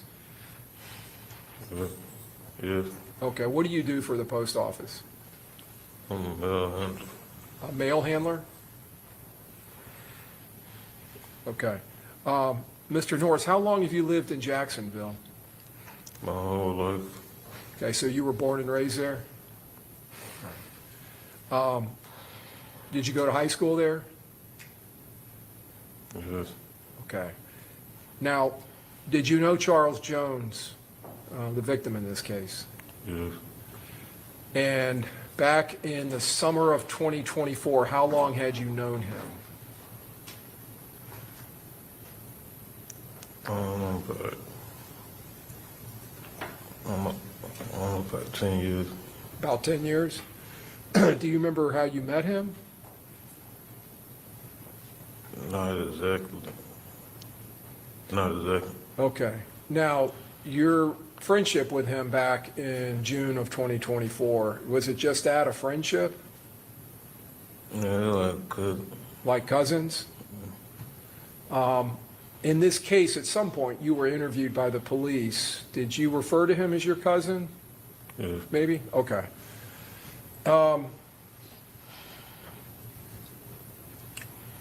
I'm going to call your attention back to that summer of 2024.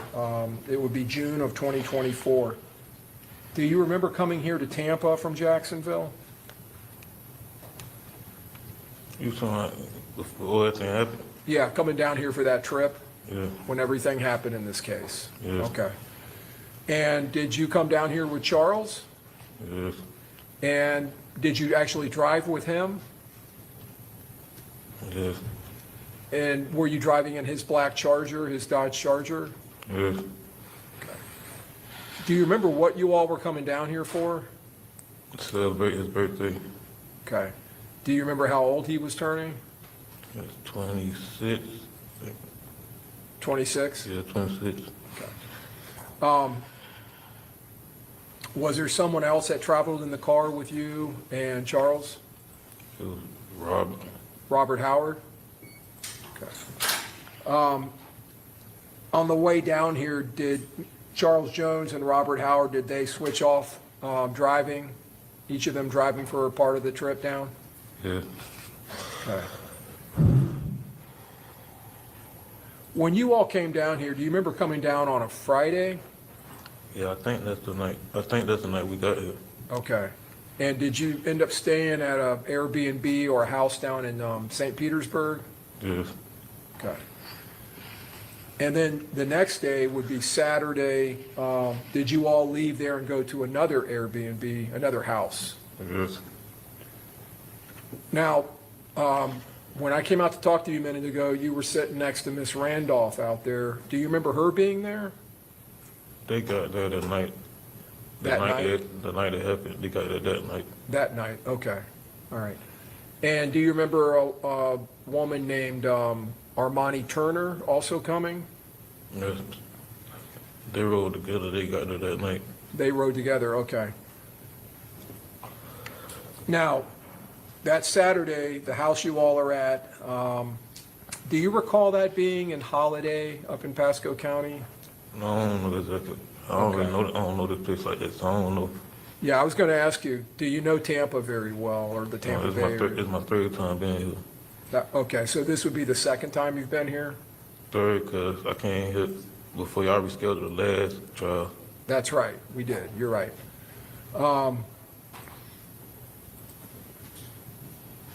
That night, that Saturday night, did Charles Jones throw a party at that house?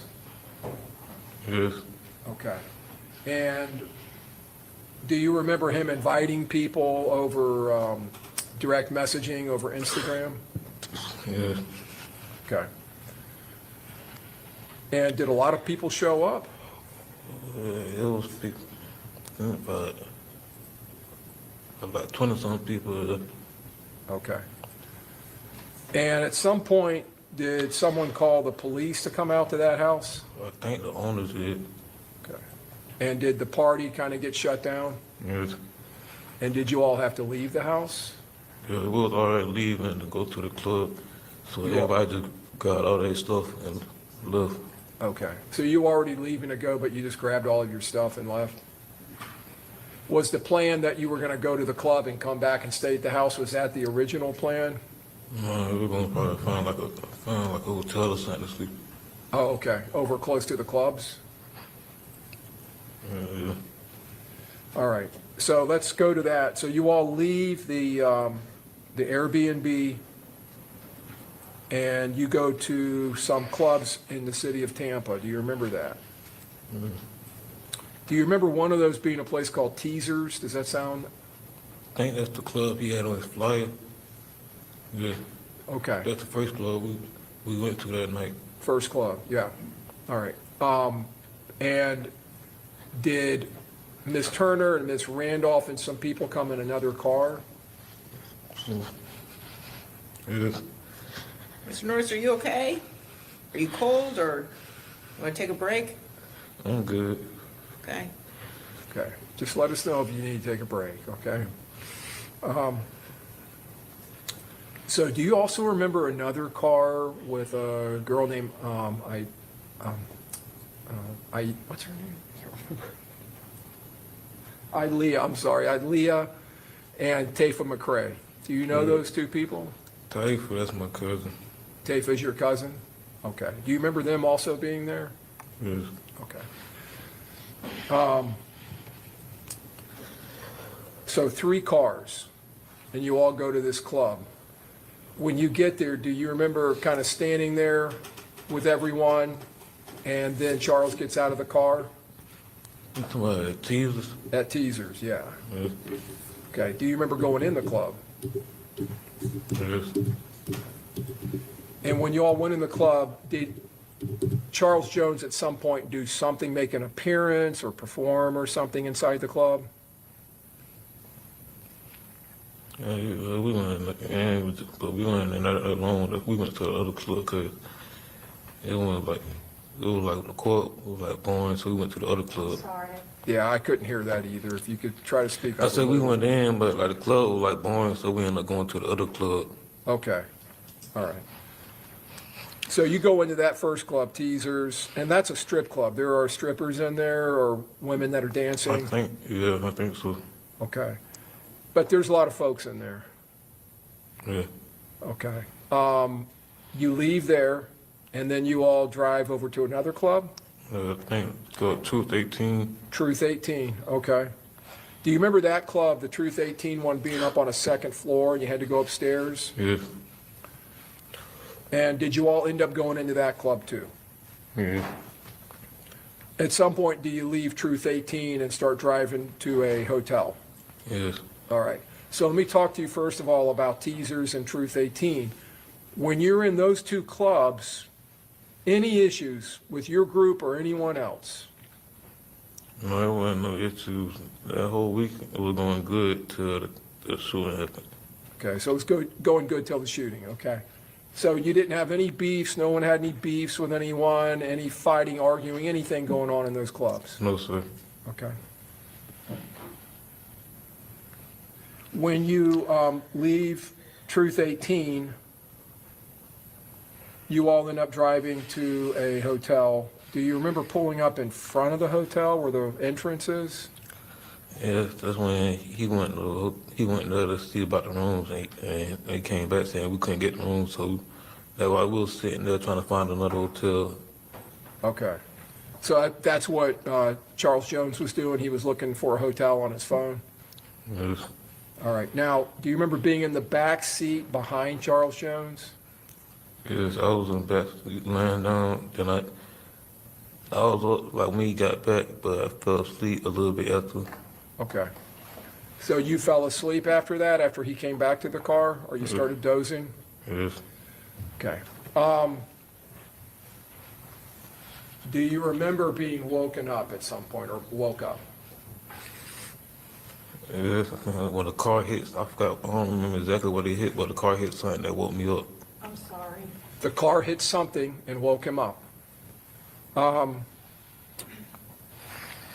Before the car hit something and that woke you up, did you hear any gunshots? No, I ain't hear any of the gunshots. Okay.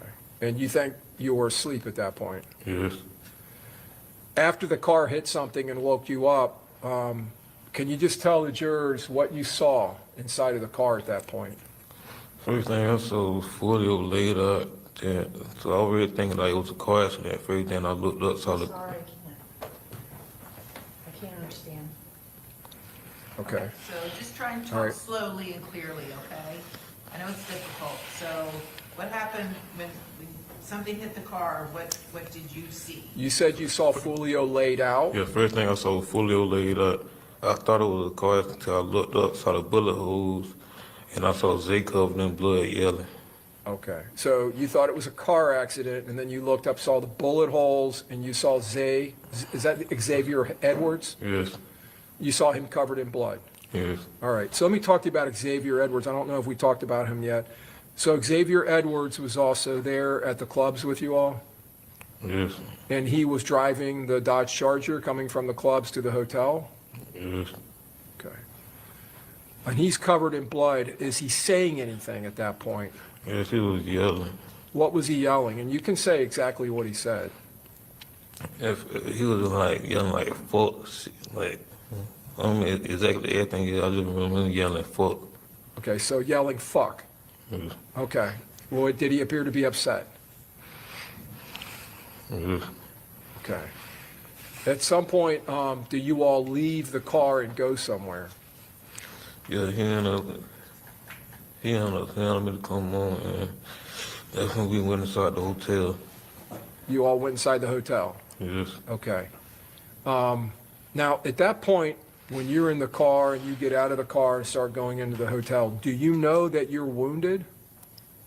no, Okay. Do you know that Xavier's wounded, though, because you can see blood, right? yes, And you've seen the bullet holes in the car, so you know that something happened with gunfire. yes. All right. So you all go into the hotel. Do you remember, Mr. Norris, were you all running or walking fast, or how were you going about We going was in? running and trying to get help. Running and trying to get help? Yeah, but it happened so fast, I ain't think to grab my phone or nothing. So we were trying to get help, and nobody came out, so we eventually went to the third floor, because we didn't know if they would have came back, tried looking for us, so we went to the third floor. You left your phone in the car? Yes, Okay. So when you get in there, if I understand what you're saying, you all went to the third floor. You got on the elevator? yeah, we was on the first floor trying to get help first, then we went thinking like, just leave from right here, because we don't know if they would have followed us in there or not, so we went to the third floor. Okay. So you didn't know if the shooters, whoever did all this, would be Yeah. following you? Yeah, I ain't know, so. When you were trying to get help on the first floor, were you trying to knock on doors or open doors, Knocking, yelling out for help. yelling out for help? Yeah. Okay. So you all get on the elevator, you go to the third floor. Do you get off the elevator on the third floor? Yeah, we got out the elevator, and he didn't like feel like he was gonna pass out, laying against the wall. And he told me to check his head, see if he was shot, and that's when I realized I got hit. When I looked down at his head, I saw a hole in my arm. Okay. So he wanted you to look at his head because he thought he had been hit. Xavier Edwards thought he had been hit in the head. Yes, And then when you tried to do that, you saw this hole in your arm? yes. Where were you shot? I'm shot like on my Okay. both Is- of my shoulder. Do you still have a scar from that gunshot wound? Yes. Your Honor, may I have the witness show the scar to the jury? Yes. Mr. Norris, if you can stand up and just kind of move about, so turn around so that these folks over here can see your arm. Okay.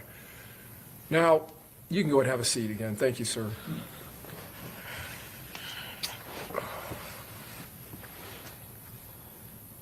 Do you obtain Xavier Edwards' phone and try to call for help? Yes, man. He had realized he had his phone, so he told me to call for the police to get an ambulance. So I called. Okay. And at some point, did police officers come off the elevator? Yes. And when the police officers came off the elevator, did they come down the hall towards you all? Yes. We were like directly in front of the You were right in front of the elevator? Yes. Okay. Did the police at some point try to help you with your wounds? Yes. And did they call for fire rescue for EMT or paramedics? Yes. And did those paramedics come up to the third floor eventually and assist you and Mr. Edwards? Yes. Do you remember being taken out of the hotel on a stretcher? Yes.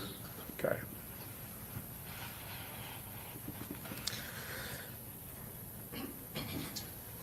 All right, so well, let me approach first. Can I approach the witness, Your Honor? Yes. I'm going to show you what's been marked as Stage 68A. And just ask if you recognize what's in the photograph. Yes. You recognize that? Okay. Do you recognize that as Charles Jones' black Charger? Yes. Okay. You okay? I'm good. You sure? Yes. Okay.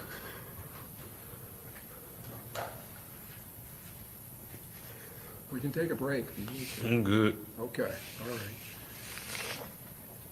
And then I'm going to show you these photographs. This is states 25A and 25B and then 25C. Do you recognize the photographs? Yes. Are those photographs of you in the hospital, Mr. Norris? Yes. Okay. All right. I tell you what, I'm just gonna have the jury step up momentarily. All rise.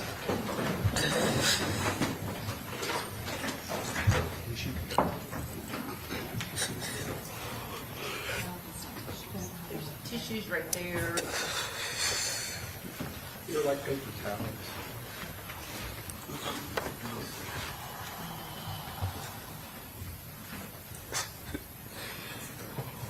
All jurors are off. Okay, thank you.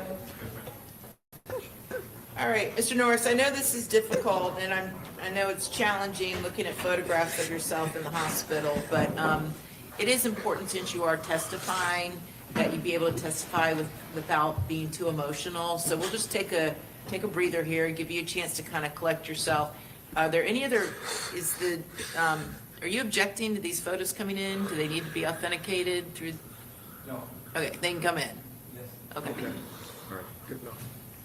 I don't understand. I mean, There's nothing wrong with getting emotional. You need You know- a break. We just take a break, okay? Everyone here understands. I grew up in a very rural area, farm country, and right, Lindsay, that's kind of where I'm at. She says it's all fun and games until it happens to you. I do have sympathy. They grew up in this. They know nothing else. They know what this lifestyle is like. So why do they stay? I don't understand why they stay in it. But again, I know that it's a loyalty thing, and it's kind of like, once you're in, you can't never get out, but I just don't get it. I don't understand why they even get locked in with them in the first place? Is it because they're looking for loyalty? Is it because they're looking for I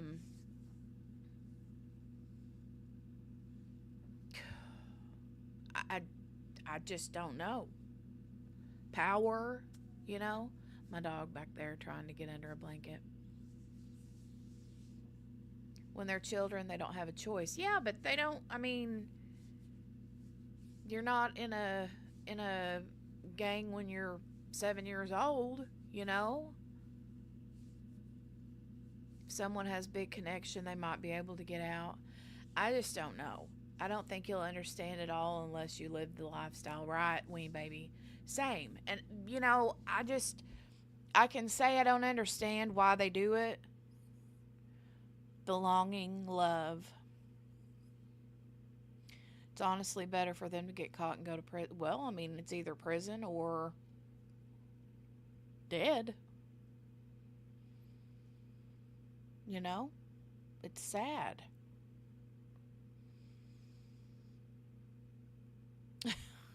Lindsay. My oldest is 26 and he is as dumb as rocks. Why do you say that?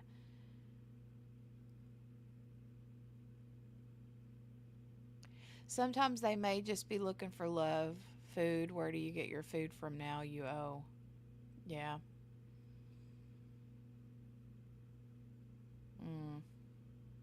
It's awful. It's awful.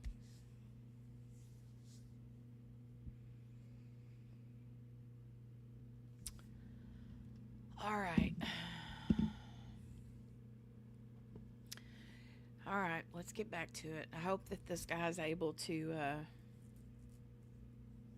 you know, get his emotions under control.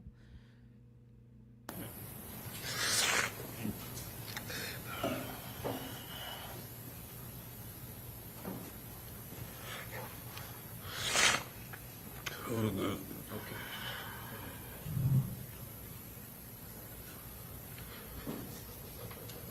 All right, bring him back in.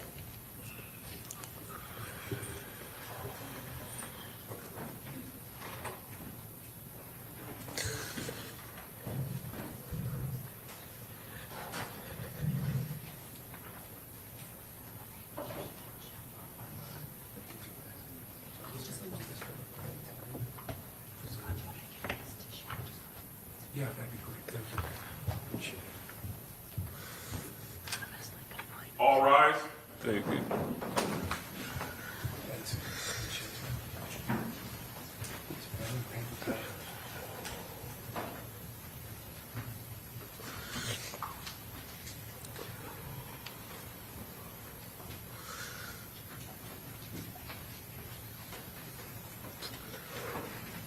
All jurors in. Okay, so state, you're gonna move some items Yeah, into sure. evidence. State would tender states 25A as in Alpha through C as in Charlie. We would tender 68A as in Alpha. And then we would tender states 26A as in Alpha through E as in Echo. Okay, any objection to these exhibits being admitted? No objection. Okay, admitted. Your Honor, I'm going to publish, Mr. Norris, you don't need to look at these, they're going to be up on the screen, but I'm just going to publish these briefly. This is states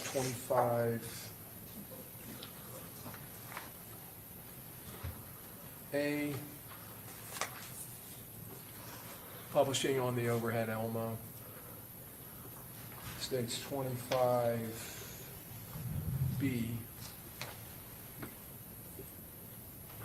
and states 25C.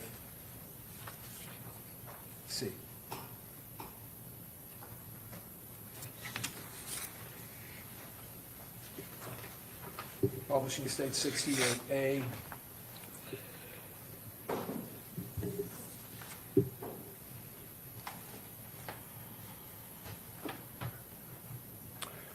Mr. Norris, do you remember how long you were in the hospital here in Tampa?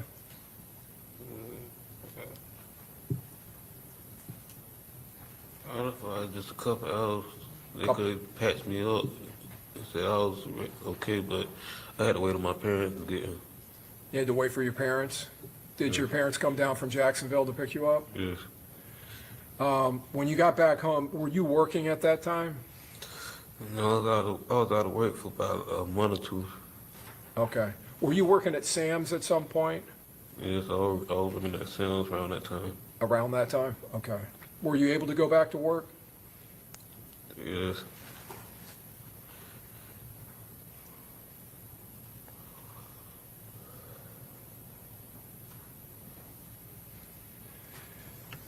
Mr. Norris, do you know Alicia Andrews, or did you know her before this incident? No, sir. Did you know an individual named Isaiah Chance before this happened? I could probably tell on social media. You knew who he was from social media? It was, Did you know him by the name Gutta or Guttaze? yeah, we followed each other on social media. Followed each other? Okay. Did you know either Rashad or Davion Murphy? No. Okay. And did you know a man by the name of Sean Gathright? No. Okay. And you've become aware of these people now since this case happened, I'm assuming? Yes. Okay. You have one moment here, Ryan? Yes.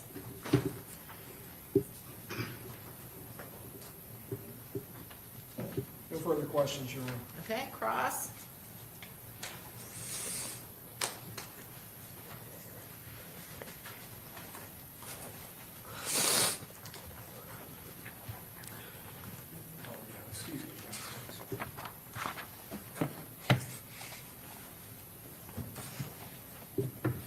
How you doing, Mr. Norris? I'll be quick, all right?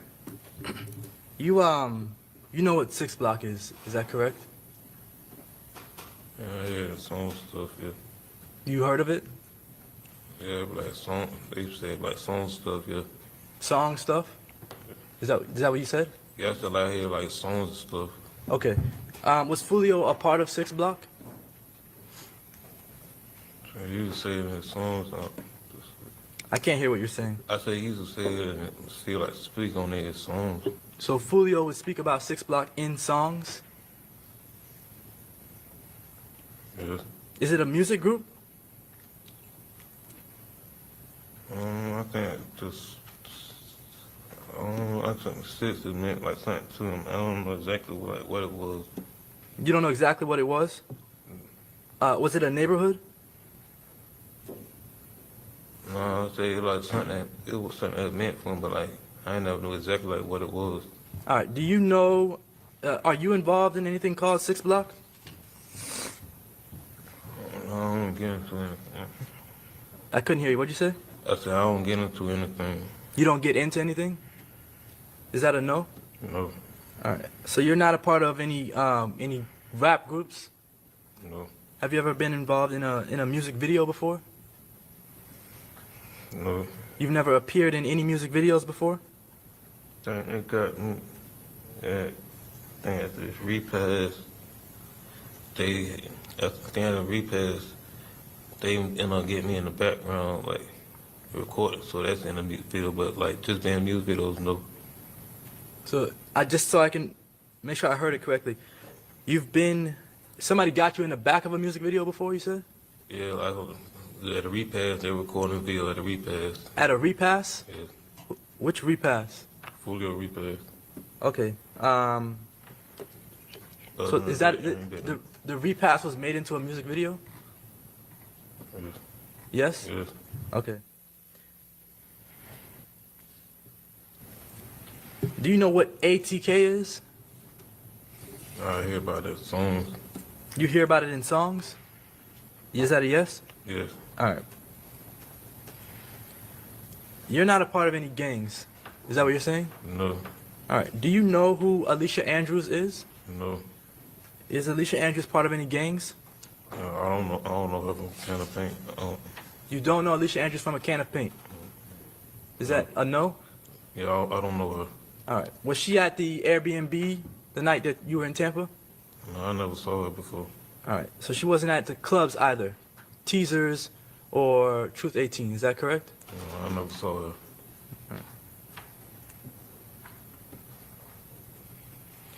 So you can't speak to whether she knew that Julio Foolio was going to die. Is that correct? Objection. What's the legal basis for the objection? Calls for speculation. Well, that is true, so, but you can answer if you know. Do you know whether Alicia Andrews knew that someone was planning to kill Charles Jones? No, I don't know that. You said you do know someone named Gutta Zay? Yes. All right. And you followed that individual on social media? Yeah, it was somewhat cool. We were like talking stuff. It was no more than that. I didn't hear what you said. I said like, well, Hey, Margaret, welcome back. Brenda, I think they were subpoenaed. I mean, I don't think that they would have just on their own been like, yeah, I'll testify. No, I think they were subpoenaed. I think every one of them were. Hey, Miss King, good to see you. Poor kids are probably only doing this to help their friend who was murdered, knowing the same thing could happen to them. Isn't that scary? Ugh. So scary. Brenda, I know, I don't know. I'm like, I would have to say, what? What did you say? I'm awful. I'd be like, I can't understand nothing. So I'd be like, what? What? Ween baby, the language, ma'am. I hate that word. God. This attorney is young. I know, Miss King.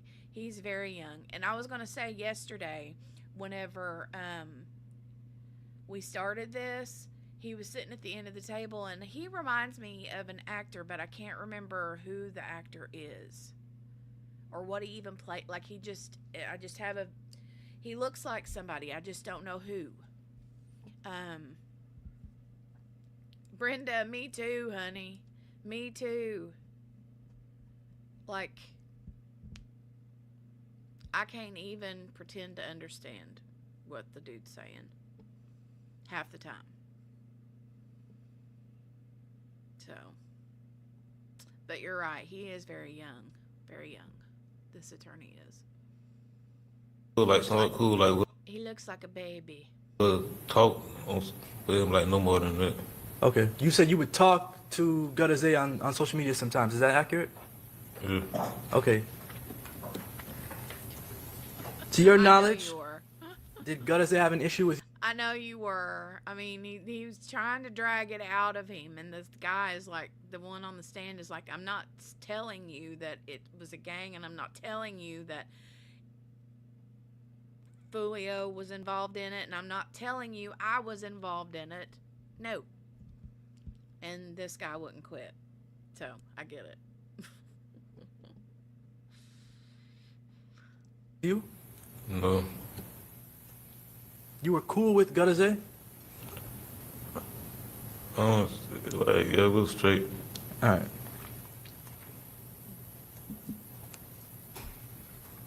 And to your knowledge, did Gutta Zay talk to anyone else in your friend group? I'm not sure. You're not sure? All right.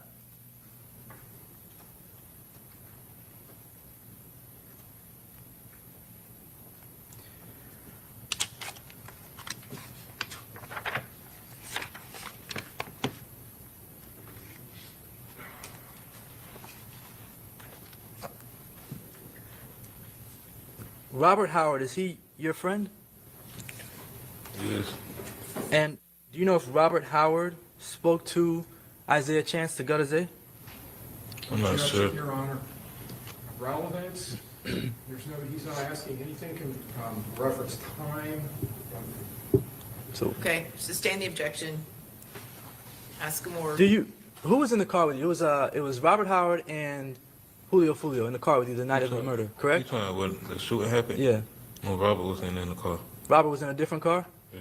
Robert rode in a car with you at some point that night, right? Earlier that day. So earlier that day, Robert Howard was in the car with you and Julio Foolio, is that correct? Yes. But at the time when you all were at the hotel, Robert Howard had switched. He got out of the car that you was in with you and Julio Foolio and he got into another car, correct? No, not at the hotel. Not at the hotel, but before you got to the hotel, Robert Howard got out of the car, right? Yeah, I ain't get that come. We were leaving from the B&B. When you were leaving from the DMV? The B&B. The B&B. So when you left from the Airbnb, you're saying Robert Howard was in the car with you at that time? No, he was in a different car. Okay. But sometime that day, Robert Howard was driving the car, the Charger that Julio Foolio was in? Did he drive that day? I'm not sure if he, I don't remember if he drove that day. Okay. Do you know if Robert Howard ever spoke to Gutters Day before? I don't know. All right. No further questions. Hey, Rerec? Yes, sir. Mr. Norris, when you went to Teasers and Truth 18, you all got out of the car and you walked into the clubs, correct? Yes. Overruled, go ahead. All right. Did you circle around the parking lot and walk around the parking lot at either of those clubs? Not. I think but Truth 18, we sat there for a minute because he was trying to book the room. You stood by the car? Yes. Okay. We stood out there a minute before we walked up there because Foley was trying to book the hotel rooms. All right. But you didn't walk out towards the main street and go up and down the sidewalk or anything like that? Okay.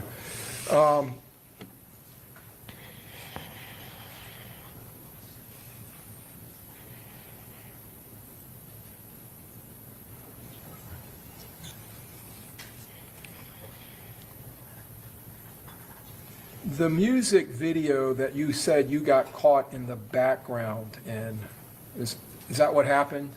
You got captured in the background? Yes. Okay. I want to ask you about that. You said it was a repass video. Yeah, it was there, and they were recording videos, and I just got caught in the background on them. Okay. One or two. It was like 2 videos. Was that the repass for Charles Jones? Yes. And a repass, so the jurors who don't know what that is that like a celebration of life? Yes. A celebration after he had died? Yes. And there were people there videoing, Yes. and you got caught in the background? Yes. And were there a lot of people at that celebration? Yes.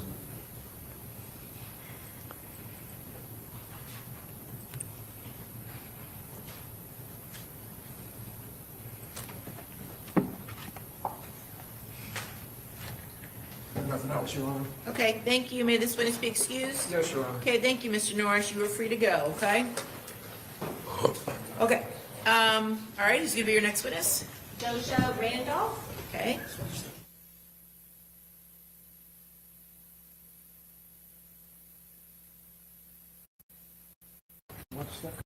Yes. Very important, Ms. Randolph, that you speak into that microphone so we can hear you, okay? Okay. Okay, you may proceed. Please state your full name for the record. And Ms. Randolph, where do you live? Jacksonville. I'm sorry. I'm having trouble hearing you, so you got to speak a little louder. Jacksonville. How long have you lived in Jacksonville? My whole life. Your whole life? Okay. And you are very soft-spoken. Can I ask you to get a little bit closer to the mic? Thank you. You said you've lived in Jacksonville your whole life, is that correct? Yes. I'm going to ask you, did you have plans to travel to Tampa in June of 2024? Mm-hmm. I'm specifically going to ask you, June 22nd of 2024, did you come to Tampa on that Saturday? Yes. Who did you come to Tampa with? Money. Monty? Is that Armani Turner? Okay, is that a yes? Yes. Okay, just please make sure you say yes or no as opposed to So, thank you. Do you know who Charles Jones is? Yes. Had you met Charles Jones before that weekend? Yes. Approximately how many occasions had you met Charles Jones? Well, I know him since 6th grade. Since he was 3? Since 6th grade. 6th grade, I apologize. What was his rapper name? Fully. Foolio? Yes. And back then in June of 2024, did he have a relationship with your friend Armani Turner? Yes. Do you know how long they had been dating at that point? Well, they had just got back together for a couple months, but they used to date back in the day when we was kids. Okay. And this weekend, you said you traveled with Armani Turner from Jacksonville to Tampa, is that correct? That weekend of June 22nd of 2025? Yes. Who was driving? Money. What kind of car did she have? A Hyundai. Was that a gray Hyundai? Yes. Was there anyone else with you and Ms. Turner in the gray Hyundai? Yes. Who else was with you? Xavier. Xavier? Yes. And are you referring to Xavier Edwards? Yes. Did all three of you travel down from Jacksonville to Tampa on that Saturday? Yes. Where did you go in Tampa? I don't to the Airbnb. An Airbnb. Okay, I'm not going to ask you the address, but it was an Airbnb, is that correct? Yes. What was going on at the Airbnb? Nothing. Everybody was just chilling. You say everybody. Approximately how many people were at the Airbnb? I don't know, more than 10, more than 15. Of the people you've already mentioned, Armani Turner, was she at the Airbnb? Yes. Okay. And what about Charles Jones? Yes. Did you know anyone else that was at the Airbnb? Yes. Who else did you know that was there that night? Gino. Gino Norris? Yes. How long would you say, well, let me ask you this. Approximately what time did you get to that Airbnb where Charles Jones was on that Saturday, June 22nd of 2025? Like 11:45, 11:50 When you say 11:45, are you talking AM or PM? p.m. So at night, it was already dark out? Yes. What happened when you got to that Airbnb in Tampa? Nothing. We just walked in, seen all the people, spoke to the people we knew, and we was just in the kitchen, and we was just posted up in the kitchen. And how long, did anything unusual happen at that Airbnb? No.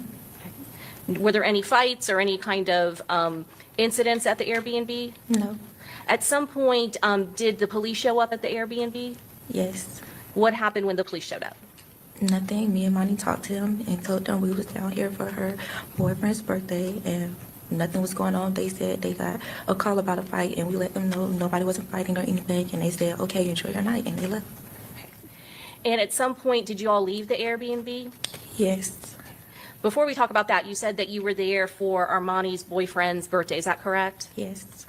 Was it his birthday? Was it Charles Jones' birthday that weekend? Yes. Was he scheduled to appear at some nightclubs that weekend as well? I'm not sure. Do you know whether or not, did you go to nightclubs that weekend? We went to 2 clubs. Do you remember the name of the clubs that you went to? No. What time do you think that you went to the first club? I don't know. Okay, so you got there after 11:45 p.m., is that correct? Yes. Would it have been after midnight going into June 23rd of 2024? Yes. So you were at the Airbnb for more than 15 minutes? Yes, because we stayed, helped clean up, pick up, changed, and everything like that. He waited for us to change, and we helped him pack up, and then we left to go to the first club. I think it was like an hour away or something. Okay. And I want to talk about how everybody gets to the first club. How do you get to the first club? In the car that I came in. Armani Turner's car? Yes. That's the gray Hyundai, correct? Yes. Who is in the car with you in the gray Hyundai going to that first club?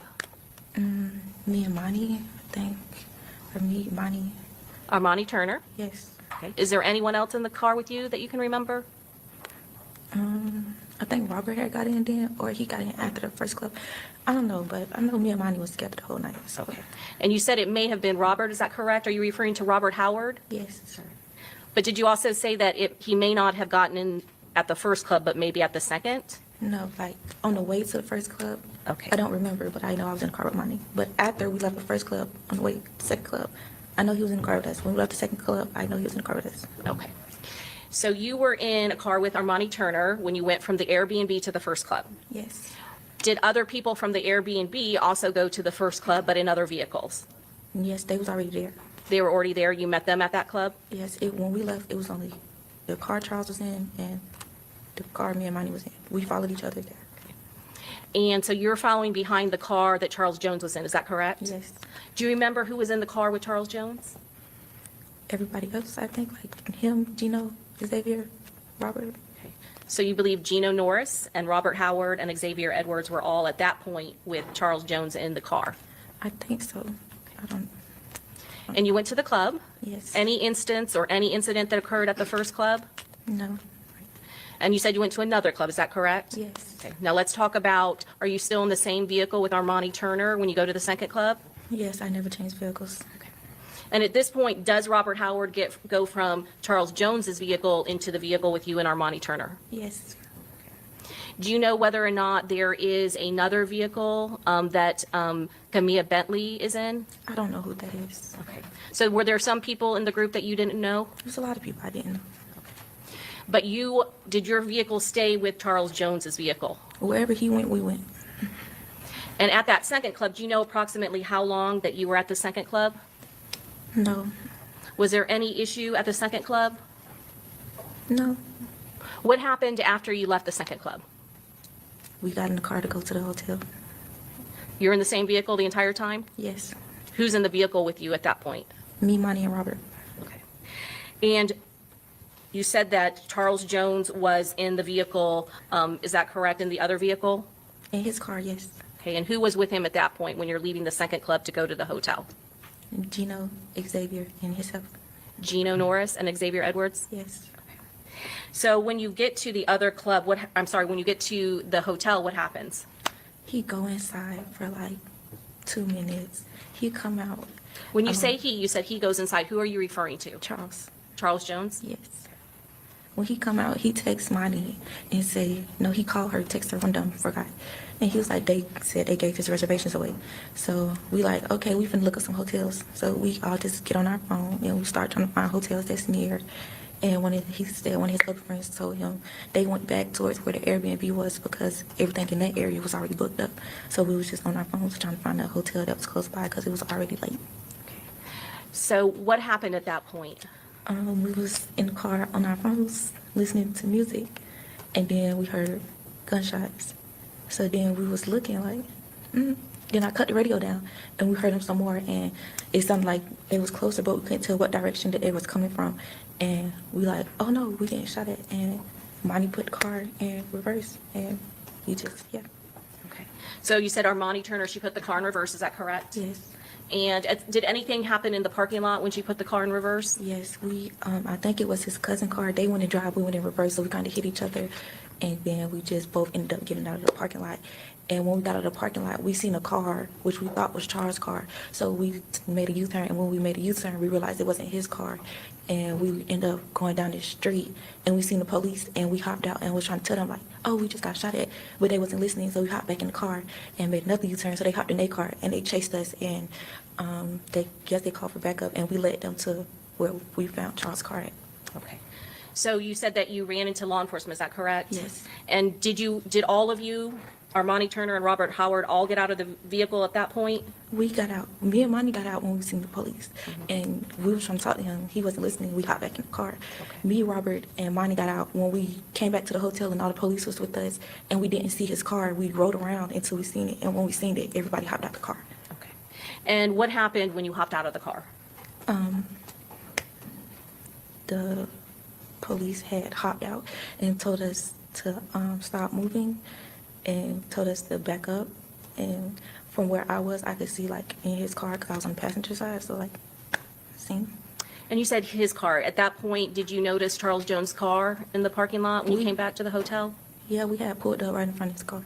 Okay.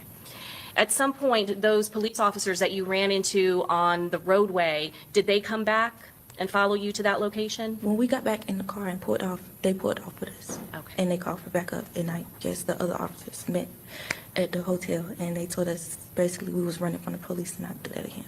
Okay. At some point, did they take your interviews and realize that Ms. Turner's boyfriend had been the one that was shot in the other car? Yes, And did you provide an interview to law enforcement? yes. I'm going to show you what's been marked for identification, States Exhibit 2E. Did you recognize this, Ms.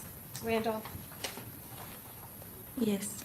Is that a fair and accurate picture of where Armani Turner's car came to a stop after it came back to the hotel after the shooting? Yes. Your Honor, at this time, we'd introduce into evidence States Exhibit 2E. Any objection? No objection. Admitted.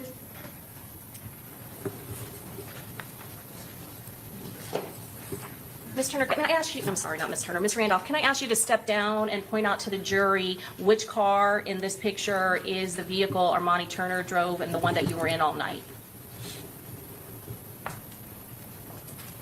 The one to the right with the doors, well, they both have the doors open, but the one to the right of the photograph? Yes. Okay. And there's another vehicle. Is that the vehicle that you saw eventually when you got out of the car and started talking to law enforcement? Yes. And is that the vehicle that you had previously seen Charles Jones in prior to the shooting? Yes. Okay. And is that the location where it was when you came back to Home to Suites after the shooting? Yes, that's what we found out. And prior to coming to court today, did I ask you to look at a video that was from the Instagram feed of Charles Jones on June 22nd of 2023 2024, going into June 23rd of 2024? Yes. And did that accurately depict his Instagram feed on those dates? Yes. Your Honor, at this time, I would introduce into evidence State's Exhibit 85C. Any objection? Yes. Yes?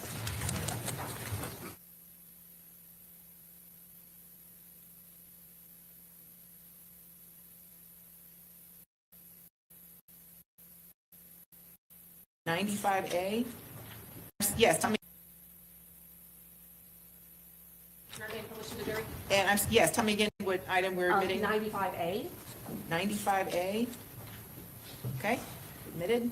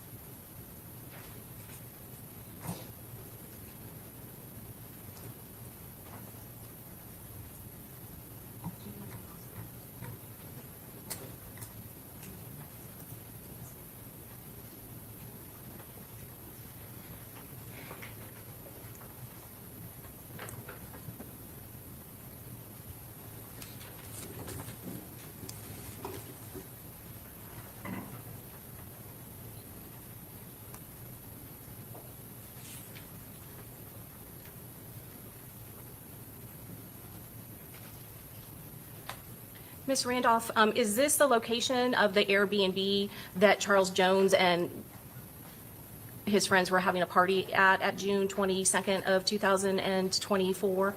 Yes. And you recognize that Airbnb and the people that are in that party? Yes. Okay. The people that I know and myself. You recognize yourself in there as well, is that correct? Okay. And is Miss Armani Turner, your friend, is she in there as well? Yes. And that individual right there, is that Charles Jones that night? Yes. And is that what he was wearing that night, June 22nd of 2024, going into June 23rd of 2024? Yes. And you said he was celebrating his birthday? Yes. Is this that last club that you went to with Charles Jones on June 23rd of 2024? Yes. And is that you actually, are you part of that group going to that club with Charles Jones at Truth 18? Yes. And are these some of the flyers that show that he was going to be there on Truth 18? I'm not sure. Okay.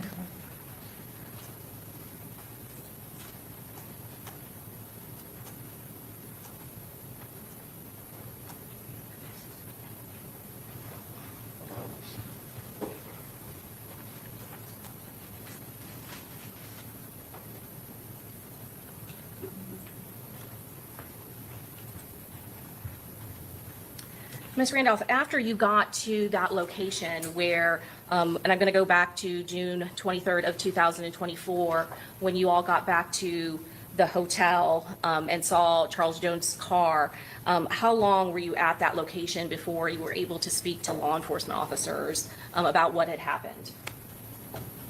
Hours. Hours. Hours? Okay. At some point, did Charles Jones' mother come to that location? Yes. Your Honor, may I have one moment? Yes.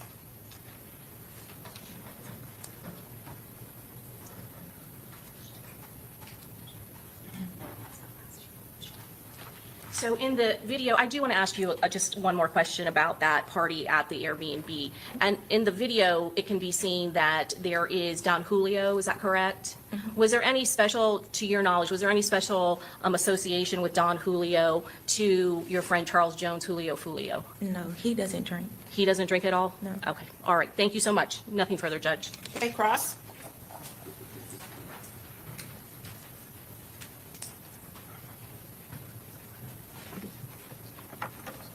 And when you say that Julio does not drink, that video that we saw earlier, it shows him drinking that one night. Is that correct? Yeah. And that was the only night you've seen him drink ever before? Yes, he's never been a drinker. Okay. Do you know who Alicia Andrews is? No. You ever met her before? No. Have you ever seen her before? No. All right. Do you know what 6 Block is? Yeah. What is 6 Block?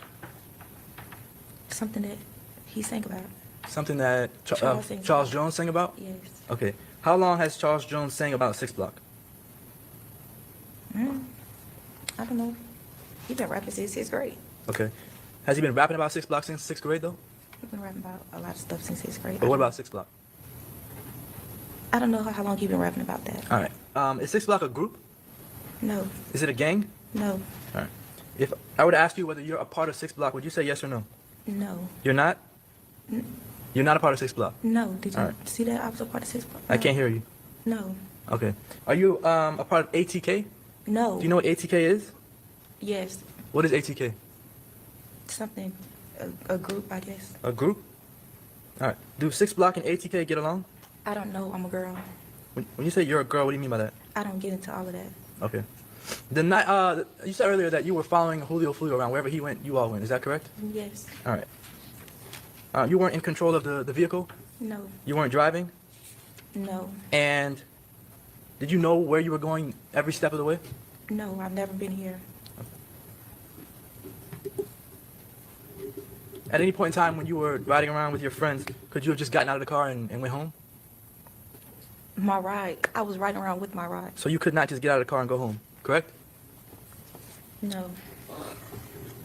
Earlier you said Robert Howard was inside the car with Foolio at some point in time. Is that correct? Yes, he was already down there when we got down there. All right. So Robert Howard's in the car with Foolio, and he's also in the car with Gino at some point. Yes. Gino Norris, the witness that was right before you. Yes. The videos that we saw there is Alicia Andrews in any of those videos? I don't know. Was she at the Airbnb with you? I don't know. Was she at Teasers with you? I don't know. And was she at Truth 18? I don't know. All right. I don't know her. She could have been.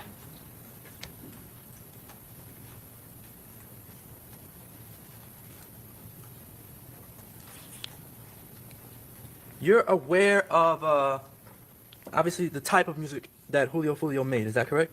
Yes. That is drill rap? That he Yes. rapped about dead people? Everybody from my city do that. You said everybody from your city does that? Yes. So it's a common thing in Jacksonville? Yeah. All right. And these people that are rapping about dead people or killing people, they are rapping about killing each other's friends? I don't know. You don't know? I don't Do you know. listen to the music? Not really. Why not? I don't get into all that. You don't get into all of it? Yes. All right, but you do hang out with the people who make the music? I don't hang out with nobody. I've known him since 6th grade. Okay. Have you hang out with him since 6th grade? I got invited to his birthday party, and I went. All right. So if other people in that group of individuals that went out to the birthday party, if they were gang members, would that make you a gang member? No. All right. No further questions. Okay, redirect. No redirect, Judge. Okay, may this witness be excused? Yes, you may. Okay, thank you, ma'am. You're free to go. All right, who's your next witness? The state would call Camilla Bentley. Okay.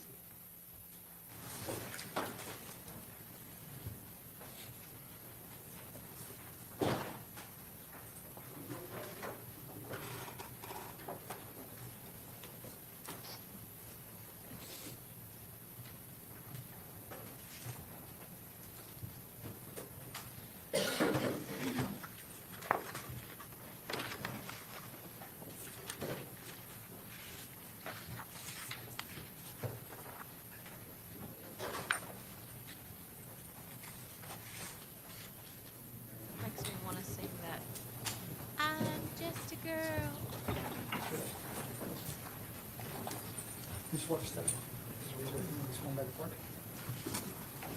you swear or affirm that the testimony you're about to give will be the truth, the whole truth, and nothing but the truth, so help you God?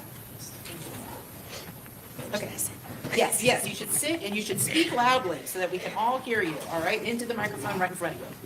All right, you may proceed. Thank you, Judge. Please state your full name for the record. Camille Bentley, Miss Bentley, where did you grow up? St. Augustine, Florida. And is that close to Jacksonville? Yes, ma'am. Do you also have family in Jacksonville? Yes, ma'am. And so I'm going to ask you, and you said you grew up in St. Augustine. Was there any point where you lived in Jacksonville? No, ma'am. And let's talk about June of 2024. Do you remember that time period? Yes, ma'am. And did you have a friend back then by the name of Aaliyah Albritton? Yes, ma'am. How did you know Aaliyah Albritton? It was one of my good friends. How long had you known her? We known each other on social media for a while, and then we became really close. So for about a year and a half. Year and a half. Were you supposed to go to a girls' trip on June 21st of 2024? Yes, ma'am. Where were you supposed to go? Here, Tampa, Florida. Did you know somebody here in Tampa? Yes, ma'am. Who did you know? I have a friend here named Nisea. And who were you going to come to Tampa with? It was supposed to be me and Aaliyah, and we were supposed to meet Nisea here. Did your plans change a little bit? Yes, ma'am. How did they change? We ended up being at an Airbnb with others. How did that happen? From just, well, it was supposed to be me and Aaliyah. It ended up being me, Aaliyah, and I guess someone she was talking to at the time. And we came down here with him. Was that Typha McCrae? Yes, ma'am. And so did you ride down here to Tampa with her and Typha McCrae? Yes, ma'am. Do you remember what kind of vehicle Typha McCrae had? Yes, ma'am. What type of vehicle? A Nissan, What color? black. It's a black Nissan Altima? Yes, ma'am. When you came down with Typha McCrae and Aaliyah Albritton, was that on a Friday or Saturday? It was Friday. Where did you go when you came to Tampa that Friday? We just stopped to a gas station and went to an Airbnb. Who was at the Airbnb? When we first got there, it was no one there. I think maybe one of his friends. I'm not sure. I'm not aware. Later, did you find out that Charles Jones was staying at that Airbnb? Yes, ma'am. Had you ever met Charles Jones before? When I was there that weekend. That weekend. But prior to that weekend, had you ever met Charles Jones? No, ma'am. Had you been familiar with a person by the name of a rapper named Julio Foolio? Yes, ma'am. Why were you familiar with that name, Julio Foolio? He's just a big artist in the city, What city? Jacksonville, Florida. And even though you grew up in St. Augustine, you said you had family in Jacksonville, is that correct? Yes, ma'am. And were there times where you would go to Jacksonville and hang out in Jacksonville? Yes, ma'am. And when did that start? Well, I kind of grew up in Jacksonville and St. Augustine. I have family and friends all over. So, And you said he was a big rap artist, is that correct? yes, ma'am. Did you see any of his music or anything about him on social media? Yes. What type of social media were you on back in June of 2024? In the beginning, I was on Instagram and Facebook, and I think that's it. Twitter, maybe? And were you familiar with the type of rap music that Julio Foolio, Charles Jones played? Yes, ma'am. Drill rap music? Yes, ma'am. What does that mean to you? To me? Yes. Nothing. Were you into drill rap music? Was I into it? I listened to it. You listened to it. Were you aware that there were rival groups in Jacksonville that would do rap music against the other group? Yes, ma'am. Did you know what group or what gang Charles Jones, Julio Foolio was associated with? Yes, ma'am. And what gang was that? I'm assuming KTA. What was that? I'm assuming KTA as far as I know. As far as you know. What was the rival gang? Do you remember? ATK. ATK, okay. And are you familiar with a rap artist by the name of Young and Ace? Yes, ma'am. Was he associated with ATK? Yes, ma'am. And had you ever met either one of those people before? Met as far as the two rappers? Yes, ma'am. Yes, ma'am. And that weekend was the first time you had met Charles Jones, is that correct? Yes, ma'am. Had you met Young and Ace before Yes, from ma'am. ATK? When did you meet him?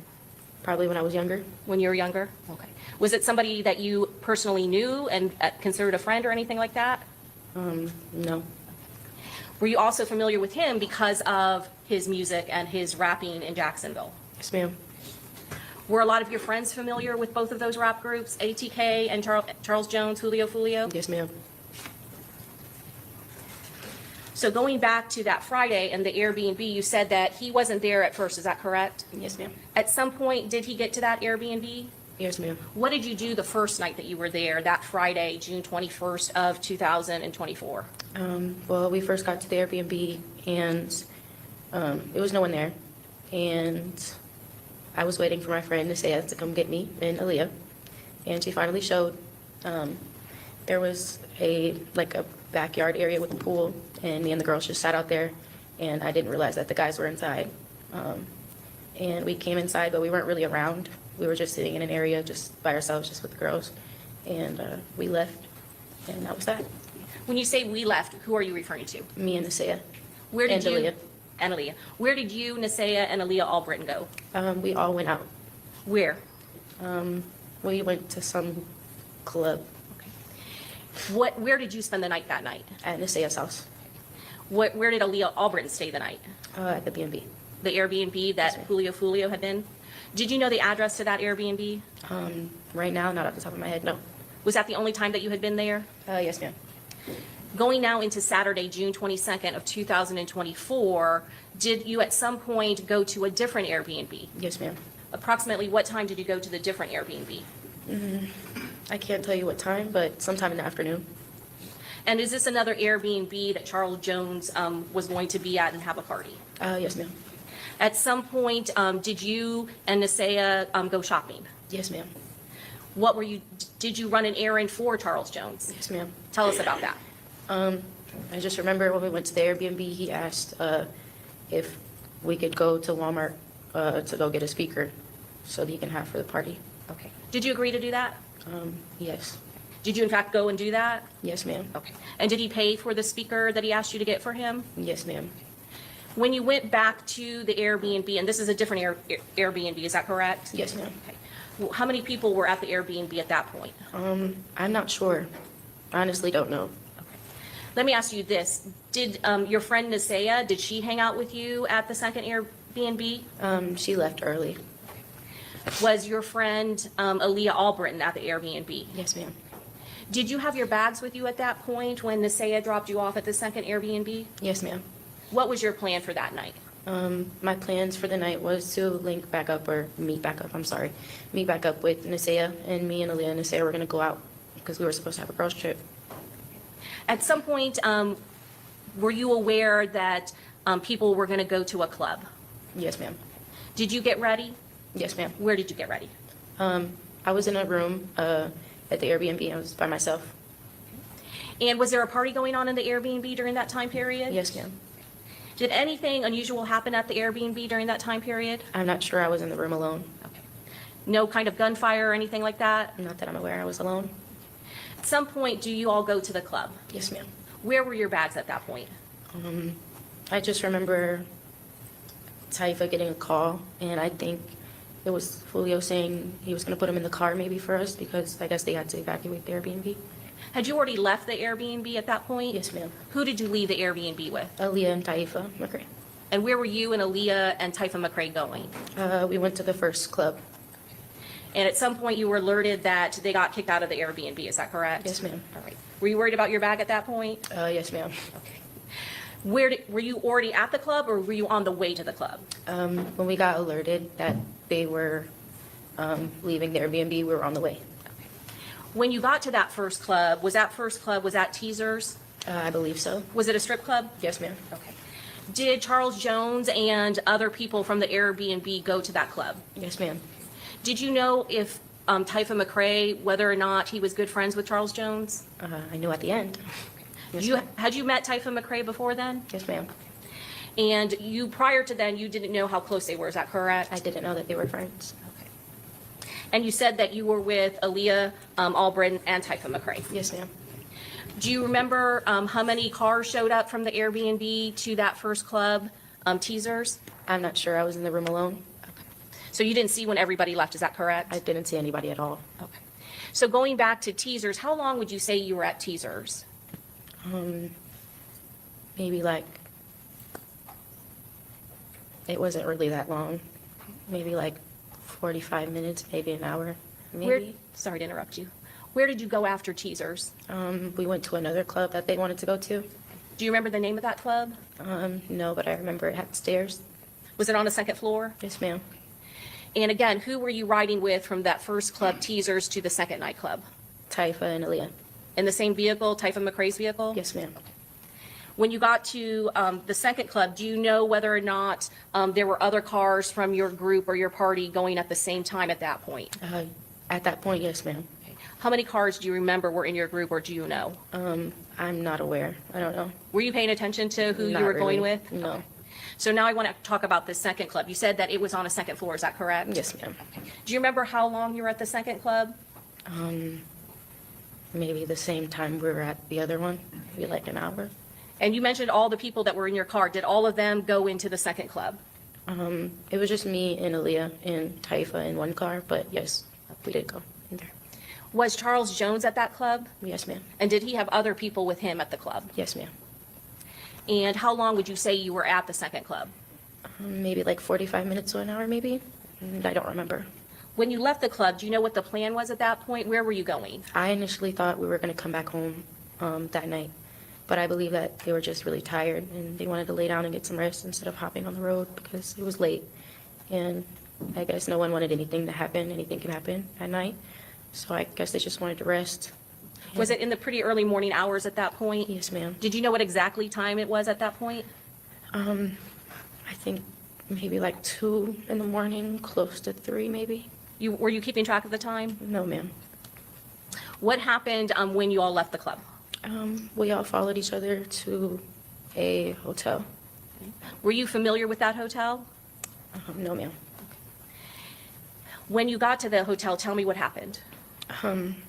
I just remember we were driving around trying to find parking, and we couldn't find parking, and I guess they were trying to see if there was a room available or any rooms available. So we all parked by the front lobby. At some point, where were you in the vehicle? I was originally sitting in the back seat, in the passenger seat, behind the passenger seat.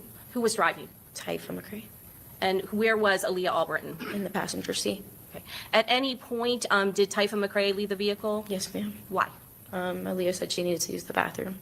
Okay. And then what happened? I moved into the driver's seat, the front driver's seat. All right, I want to ask you what happened at that point when you got into the driver's seat of Typha McRae's vehicle? I just remember looking down at my phone and I got shot.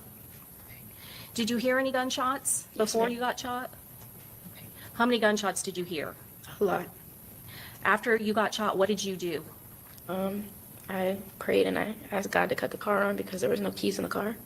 And I finally got the car to cut on and I drove off. Where did you get shot? In my arm and in the back of my shoulders.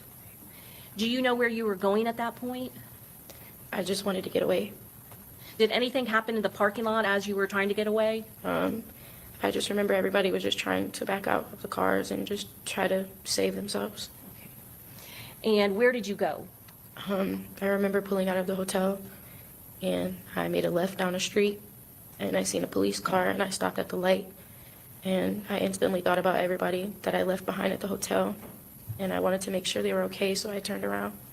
Okay. Did you make any phone calls or did you get a phone call? I remember making a phone call to Aaliyah and just telling her what happened. And what did she say? She was just in shock and she said that she heard everything going on from inside the hotel. What did you do at that point? I turned around and I made it back to the hotel and there was nobody in the front. Did you see any, I'm sorry, I don't mean to interrupt. It's okay. Did you see any of the vehicles that you had originally got to the hotel with? Everyone was gone. So tell me what happened once you got back to that hotel. Aaliyah and Taifa came outside, running outside, and I just remember my adrenaline rush was just my anxiety. Everything was up there, and I just begged them to take me to the hospital. Did they do that? Yes, ma'am. When you got to the hospital, what happened? I just remember Taifa being by my side, and he just never left until my parents got there. Were your parents in Tampa that night? Yes, ma'am. Okay. Did you call them and let them know what happened? Yes, ma'am. Do you know how long it took for them to get there? They wouldn't let my parents come back and see me till maybe like 4 or 5 in the morning. Okay. Did a law enforcement officer come to the emergency room? Yes, ma'am. Okay. I'm going to show you what's marked States Exhibit 28. Do you recognize this photograph? Does that fairly and accurately represent you on that day after you had gone to the hospital on June 23rd of 2024? Yes, ma'am. Judge, at this time, we'd offer into evidence States Exhibit 28. Any objection? No objection. Ms. Bentley, is that you in the emergency room at Advent Hospital in Tampa, Florida? Yes, ma'am. Can you tell us where exactly you were shot? My right arm, like right here, my upper right arm. And there was gun pieces in the back of my shoulder. Did you require surgery that night? No, ma'am. And you said that, is there still pieces that are in your arm? Yes, ma'am. Did Aaliyah Albritton, did she come into the hospital with you and Typha McCrae? No, ma'am. Do you know what happened to Aaliyah Albritton after she dropped you off at the hospital? No, ma'am. You want me to have one moment? Yes.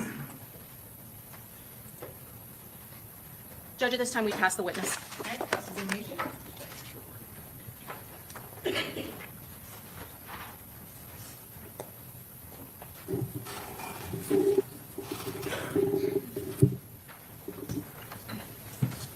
Good afternoon, Ms. Bentley. Good afternoon. How you doing? I'm all right. All right. I want to just ask you some basic questions. Do you know anything called 6 block? Do you know what that is? Yes. All right. What is that to you? What is that to me? Yeah. A group of boys. All right. Do you know what ATK is? Yes, sir. Is that another group of boys? Yes, sir. Would you call either of these groups of boys gangs? No, sir. All right. Are you a part of any of these two groups? No, sir. All right. Are these boy-only groups? I believe so. I'm not aware. I don't know. You mentioned earlier that you've met Youngin Ace before. Is that correct? Yes, sir. He is a part of the ATK group, Yes, sir. sort of like would you say a rival to 6 Block and Charles Jones, Julio Foolio? Yes, sir. And under what circumstances did you meet Youngin Ace? He's friends with my cousin. So Youngin Ace is friends with one of your cousins? Yes. And when did you meet him? Just around family. Around family? Yes, sir. You've seen him, I guess, multiple times around family? No, sir. How many times have you seen him before? Maybe like once or twice in my lifetime. Okay. Do you know who Alicia Andrews is? No, sir. And do you know whether Alicia Andrews is a part of any gang? No, sir. Do you know if Alicia Andrews was at the Airbnb with you? I have no idea who that is. Okay. Let me ask you this question. You were inside one of the Airbnbs, inside of a room by yourself? Yes, sir. Why were you by yourself? Sometimes I just like to be alone. All right. And you're by yourself while there's a bunch of commotion going on in another portion of the Airbnb. Is that correct? Yes, sir. I'm gonna ask you like a sort of a strange question. The Airbnb, you didn't book that, right? No, sir. The Airbnb itself, did you go to the Airbnb to avoid being detected by any hotel lobby cameras? No. All right. Do you know anyone named Fat Boy? No. Now, do you listen to drill rap music? You said you do earlier, right? Yes. All right. Because you listen to drill rap music, does that make you a violent person? No. All right. Does that mean that you want to do the things that the drill rappers rap about? No. All right. The drill rap music, was that something that Charles Jones, Julio Foolio made? Yes. All right. And he made fun of people who were dead in his drill raps? I guess so. I guess he mocked individuals who had died or been shot? Yes. All right. And did people hate him for that? I don't know. Did people dislike him for that? I'm not sure. All right. The people that Charles Jones, Julio Foolio, that he would rap about, these were actual real-life people in Jacksonville. Is that correct? Yes, sir. And did you know any of the people that he rapped about? No, sir.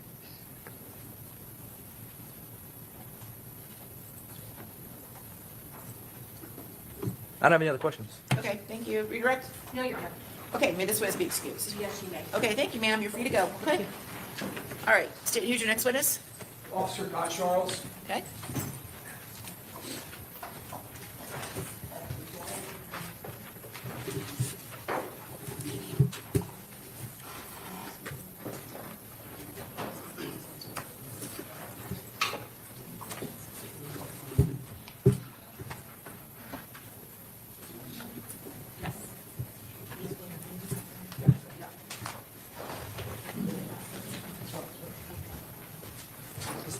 There's right hand. He's one of them. You swear or affirm that the testimony you're about to give will be the truth, the whole truth, and nothing but the truth, so help you God? I do. Thank you, sir. Okay, you may proceed. Thank you, Your Honor. Good afternoon. Good afternoon. Would you please state your name and spell your last name, please? Officer Brian Godcharles, last name Godcharles. And how were you employed, sir? City of Tampa police officer. How long have you worked for the City of Tampa Police? Almost 3 years. 3 years. And what's your current assignment? Patrol. Back in June of 2024, what was your assignment? Patrol. Okay.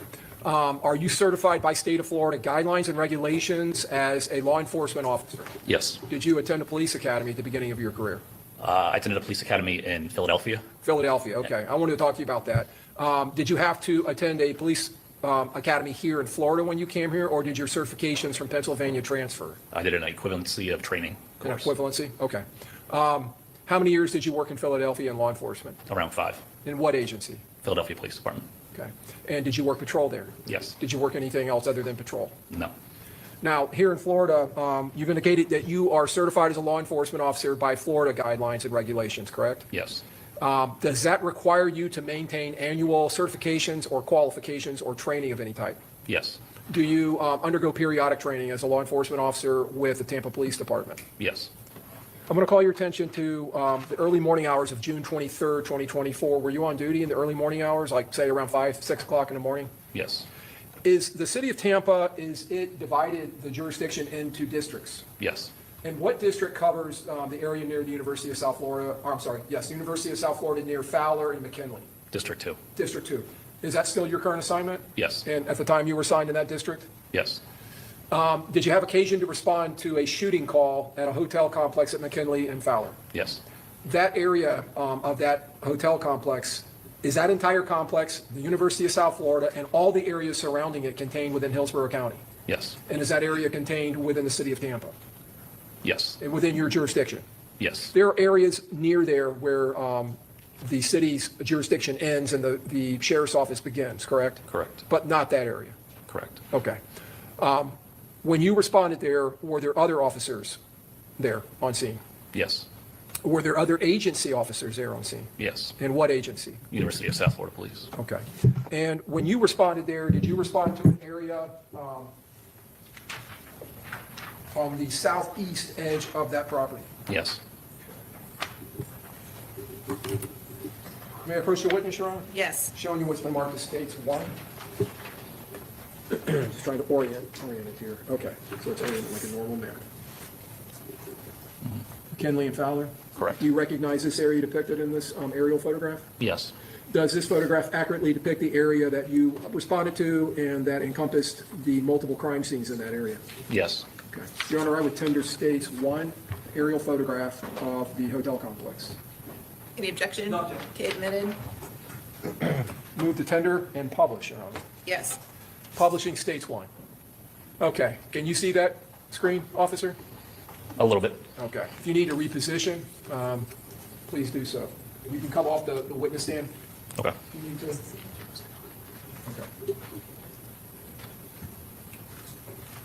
Would it be fair to say that this is McKinley, that's Fowler, Correct. okay? And there is an entrance down here on the southeast corner of the property? Correct. Is that the entrance that you first responded to? Yes. When you entered there, where did you go?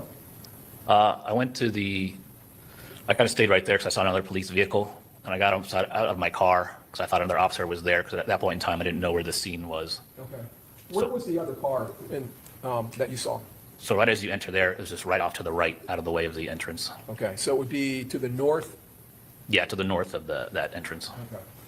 So right up in this area where my pen is pointing? Correct. A little further south. But Now, at that time when you arrived, do you remember the time, approximate time? I would say it's around 4:40 in the morning. 4:40. Was it still dark? Yes. When you came into that entrance, did you notice any debris in the roadway here? After I got out of my vehicle, I had my flashlight, because like you said, it was dark, and I was looking around to see if I could find anything, and I found a couple pieces of, looks like broken plastic. Okay. Did it look like to you items or material consistent with a motor vehicle collision or a minor collision? Yeah, it looked like a fender bender type of plastic that came off a vehicle. Now, when you were down in this area, how long did you stay there in that area when you responded? I'd say less than 3 minutes. Okay. And were you summoned to another part or another area of that property? Yes, I heard over radio that the scene was on the Fowler side, so I got back in my vehicle and went up there. Okay. Did you proceed up this eastern edge of the hotel? No, I went through the west side and went around. Okay. So that would involve going around this way Correct. and coming back up? Okay. When you came up to the Fowler side, would that be this area where my pen is? Correct. I parked my vehicle in front of the Holiday Inn, kind of park and drop off area. Okay. So this would be the Holiday Inn that I'm pointing at? Correct. And this would be that area here? Yeah, it was just north of that. Just north, okay. When you came into this area, did you encounter University of South Florida Police Department officer? Yes. And did you talk to that officer? Briefly, yes. Okay. And were there some civilian witnesses in this area? Yes. Was there a motor vehicle a little further down this way to the east? Yes. And over in this area, was there a car that appeared to have significant damage to it? Yes. Okay. Did you get close to that car, the car with the significant damage? I saw that car briefly when I was investigating the Hyundai, which was further up. Okay. So the vehicle that was closer to the entrance to the Holiday Inn, that was a Hyundai? Correct. Okay. And were the civilians that you encountered, did they appear to be associated with that Hyundai? Yes. Was that an individual by the name of Armani Turner? Yes. And did you speak with her? Yes. And was there another individual there, Miss Randolph? Yes. Did you speak with her? Yes. And was there a male, a black male by the name of Robert Howard that was also in that area? Yes. And did you speak with him? Yes. When you got up on that north end, you indicated earlier you were summoned there. Were you summoned by a supervisor? Yes. And who was that? Sergeant Portman? And did you meet with the sergeant when you got to that area? Yes, at a certain point in time, when I went to investigate the Hyundai, I spoke with Sergeant Portman. Okay. Were there any individuals, any law enforcement personnel, whether it was you or the University of South Florida Police Department officers that began to tape off that area with crime scene tape? Yes. And were you all trying to get a handle on this area and secure it? Yes. Did it come to your attention that before you arrived, officers, including that sergeant, had entered the hotel and had gone up and were clearing the third floor of the hotel? I know via radio officers were going into the building. Okay. You were hearing radio traffic and people were doing that? Correct. And I'm pointing to my ear, but your radio is actually mounted on your chest. Correct.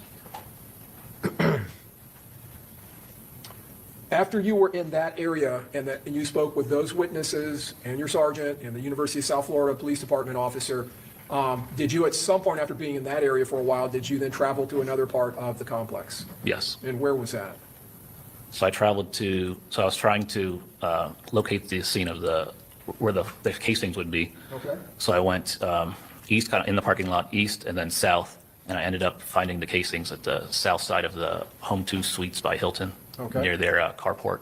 So would that take you east, where my pen is going, and then south down the eastern side of the Home 2 Suites? Correct. And then into this area? Correct.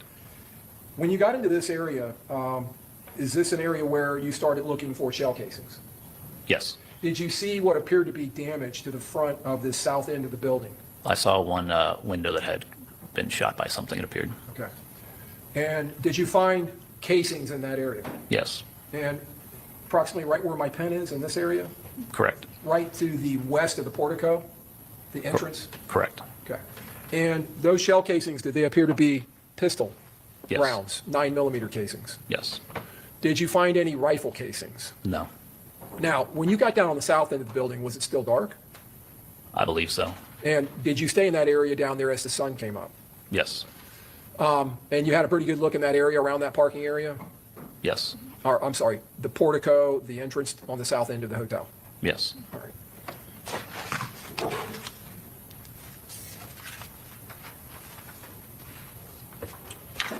Publishing states 2, E is an echo. Do you recognize what's depicted in that photograph? Yes. Is this the Hyundai that you were talking about earlier? Yes. And is this the car I was asking you about with significant damage to it? Yes. Did you ever have any contact with any of the people associated to that car? No. When you arrived, were there officers near and around that car? Yes. And was there a deceased person in that car? From what I heard on radio and what I saw in the car briefly, it appeared to be someone who was deceased in the vehicle.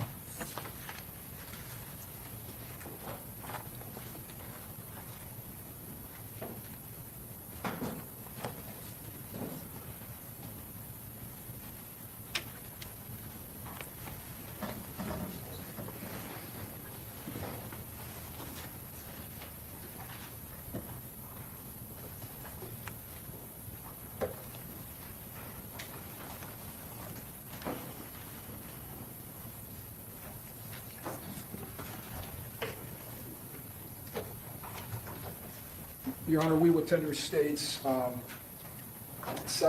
as an alpha through P as in Peter.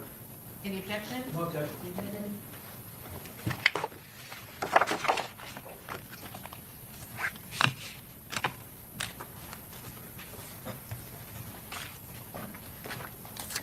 Publishing states 7A as an alpha. Does that appear to be that same car I was just questioning you about? Yes. Okay. 7B. 7C.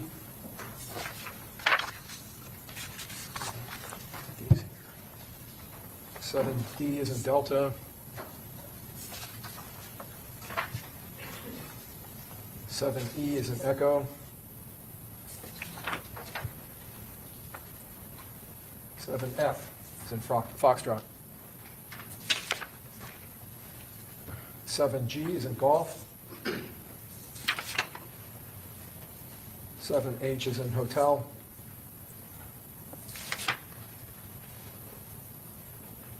7I is in India. 7J is in Juliet. 7K is in Kilo. 7L, L is in Lima. 7M, M is in Mike. 7,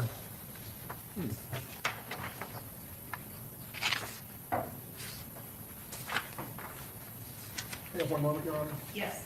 We have two. Make one again. We'll make one. There's no other. 7, Needs to be.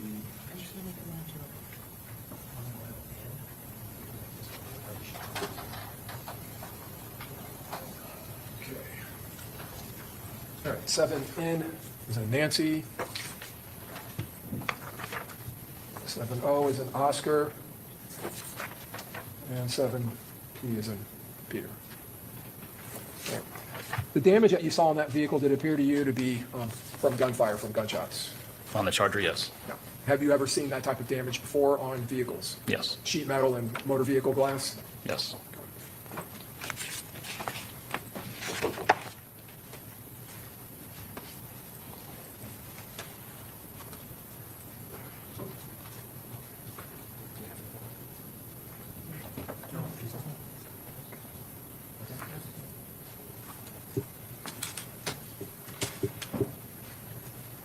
Publishing states 5A.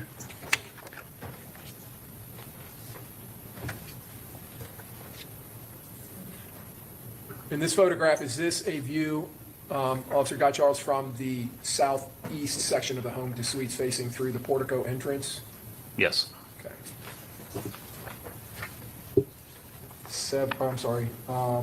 States 5B. In this photograph, do we see the entrance up here? In this area, I'm sorry. I'm not sure what that is. I'd have to. Okay. I'm sorry, 5C. In this photograph, you talked about earlier finding debris that may have been consistent with a minor fender bender. Is this the debris or part of it? Yeah, that's the debris. Okay. Did it appear to be possibly a cowling from a side mirror on a car? Yeah, it looked like to be the shell to the driver's side mirror. Okay. Now, this would be the entrance here. Is that correct? Yes, that'd be the entrance where the vehicles were and the fired cartridge casings were. Okay. States 5D is a Delta. Is that just a straight-on shot at the entrance? Yes. Okay. I don't know if you can see it, but do you see one of the windows with damage to it? I can't see it from here. Let me see if I can zoom in on it. But I know it was to the right of the walkway door. Fun doing this backwards. Looks like the third to the left, Yeah. third from the left is broken. Okay. States 5E. Do you see in this photograph, officer, the area where you were looking for shell casings? Yes. Okay. And would that include this entire area around here? Yes, Okay. And is this the area up in here where you found 9mm shell casings? yes, between the portico and the white SUV. The Lexus SUV sitting here? Yes.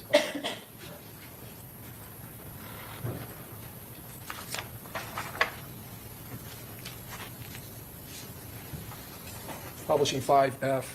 In this photograph, is this a northbound view of the west side of the hotel? Yes. And we see a vehicle here that has some red and blue lights, and it looks like a uniformed officer standing here. Is that accurate? Good morning, Billy. I see red and blue lights, and it looks like a uniform officer, yes. Let me see if I can see it. I can just see barely a yellow tag on his sleeve there. Do you see that? Yeah, it looks like a dark Looks unit. consistent with what's on your sleeve. I agree. Good. There are other officers out there. And it looks like crime scene tape had already been put up or was being put up? In that picture, yes. Okay. Stage 5G in this photograph, are we seeing now northwest looking view of that west side of the home to suites? Yes, And this building appears the Holiday Inn, is that right? correct, Okay. And we see a yellow vehicle here, correct? correct. And a Mercedes, is that right? That looks like a Mercedes, yes. And crime scene tape? Correct.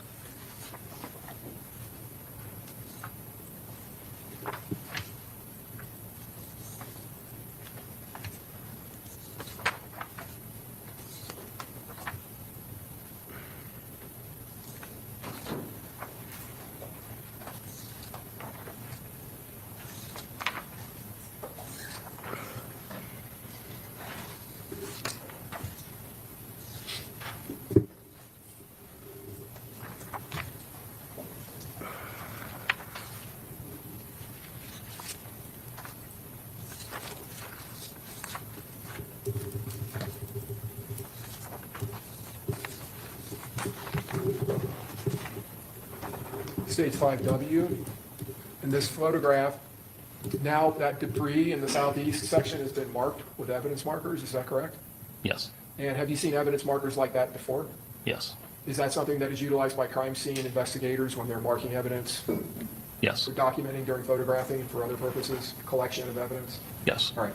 And in the upper or the middle of the photograph, going to the right-hand side of the photograph, are we looking at crime scene tape? Yes. Okay.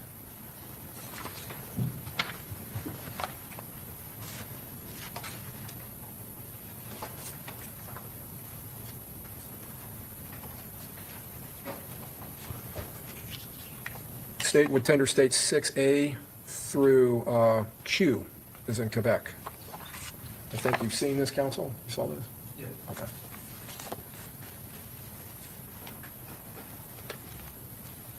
Tender, I'm sorry. I'm sorry, tendering for admission. Go ahead. Okay. And moving to publish, state 6A. All right, so now we're back up on the north end, the Fowler end, as you referred to it earlier.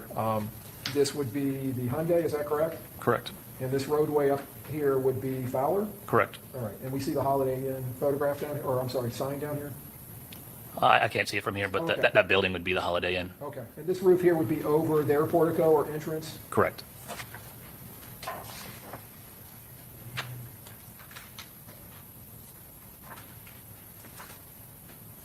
Stage 6C. You can see that Hyundai now that you were dealing with earlier when you first arrived? Yes, All right, and we can see the entrance to the Holiday Inn? yes.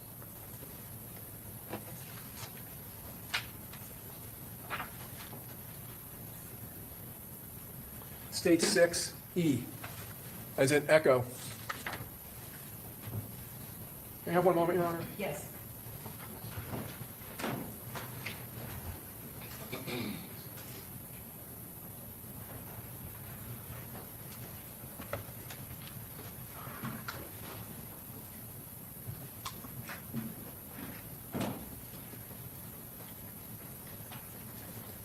Okay, I'm going to show you what's been marked as stage 6E.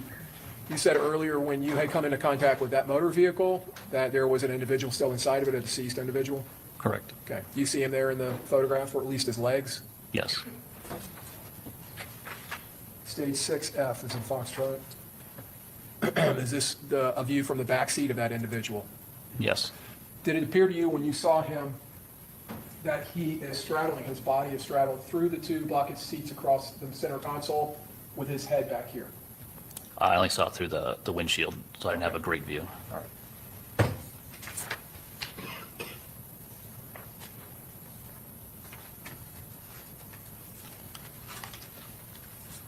Officer, other than the individuals that you told us that you spoke with, did you conduct your investigation at the south end of the hotel, did you conduct any other investigation that day?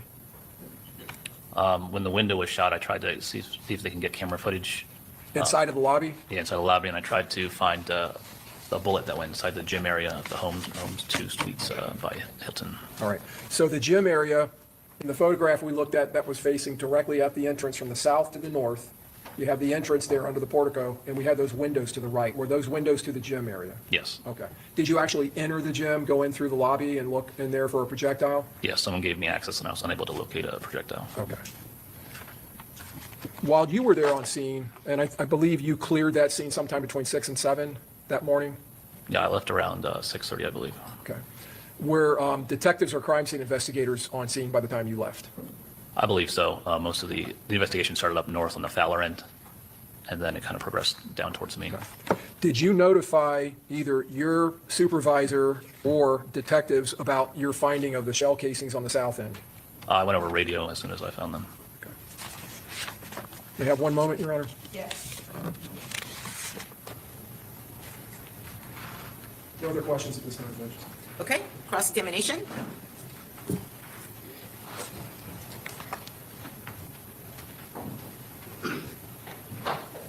Good afternoon, officer. Good afternoon. Your job in this case entailed you going to the scene and roping the scene off and collecting some evidence. Is that correct? I didn't rope any scene off. Did you try to rope the scene off or take the scene off at some point? I think another unit helped start putting tape up, and I think I might have put some up at the rear, helped him. I believe he put up most of the tape. Well, you put up some tape. I don't recall. All right, no problem. So you go to the scene the night of the shooting or the day after, the morning after? Can we state the? Was it nighttime or was it daytime when you went there? It was around 4:40 in the morning. All right. Did you stay until it became daytime? I stayed until around 6:30 in the morning. Okay. Was it daytime when you were gone? I don't know when the sun rised that day, but it was brighter out. Was it as bright as the pictures that you're showing the jury? Some of these pictures are hard to see from the way it's projected to me. Like you can't tell how light it is outside from the pictures. From this angle, it's hard to, some You things can, are if bleached you out. need to step down to get a better view, you can. Yes, ma'am. All right. So you go to the scene for 2 hours, about 2 hours? From around 4:40 to 6:30 in the All right. morning. So you're there for 2 hours. You're there. You see some individuals, some witnesses. Is that accurate? Correct. Some victims, correct? I don't believe I see any victims. You didn't see anyone that was shot? I did see the individual shot in the car, but I couldn't confirm it myself. Okay. It's just basically on radio, and it looks like someone was in the car, and from what I heard, he was deceased. All right. Would you consider him a victim? Yes, All right. So you saw some witnesses and some victims, correct? I saw Or at least a one victim, correct? Correct. All right. And you collected or tried to collect a bullet that was inside of the Home 2 Suites? I tried to locate it Okay. Why did you think that there was a bullet inside the Home 2 Suites? because the window pane had broken. All right. You didn't locate a bullet inside? I did not. All right. Did you collect any evidence? I located evidence, but I didn't collect it. We have a crime scene technician who collects things. All right. So you located it. You told the crime scene, I guess, analyst or the crime scene personnel where the evidence was that you located I passed the information on to other officers. on the radio? They came on scene earlier, and then basically I held the scene. Okay.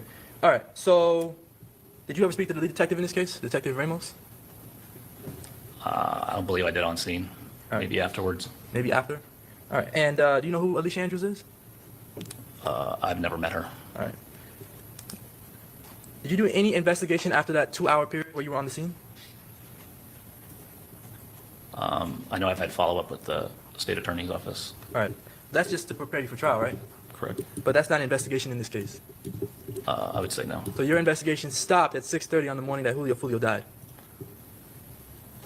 Well, I know I had to write reports about it, so I would say it kept going until my reports were done. All right. When you were, between the time that you left at 6:30 and the time that you finished writing your report, did you do any investigative work? I don't believe so. So writing the report is not a part of your investigation. You're not investigating anything. Sustain the objection. All right. You didn't do any investigative work after you left the scene, right? I don't believe so. All right. You didn't take any photos? I might have via Axon capture. You mean your body-worn camera? No, we have a device uses Axon capture because it's basically the same company, Axon, and it gets sent up to evidence.com. Okay, but you're saying you don't remember if you took photos? No, I wouldn't have. There'd be access to evidence.com. All right, and did you have anything to do with fingerprints or DNA in this case? I did not take any fingerprints or DNA. All right, no further questions. Okay, redirect. Yes, Your Honor. Officer Guy Charles, as a uniformed officer, is it your role in a situation like this to respond to the scene and try to secure the scene? Is that the first role? Yes. Overall, go ahead.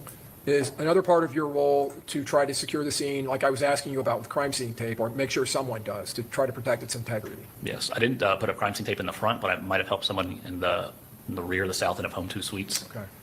You mentioned earlier on cross that you held the scene. On that south end of the hotel where you found those shell casings, once you found those, did you remain in that area until at least another officer came to secure that scene, or until it was taped off? I remained in that area until I was relieved by day shift units. Okay. So other uniformed officers coming out? Correct. Now, when you have a homicide scene like this, where there's a murdered individual or a killed individual found in the scene, like the person in the car, do uniformed officers have certain roles and responsibility in scenes like that compared to, say, crime scene investigators or detectives?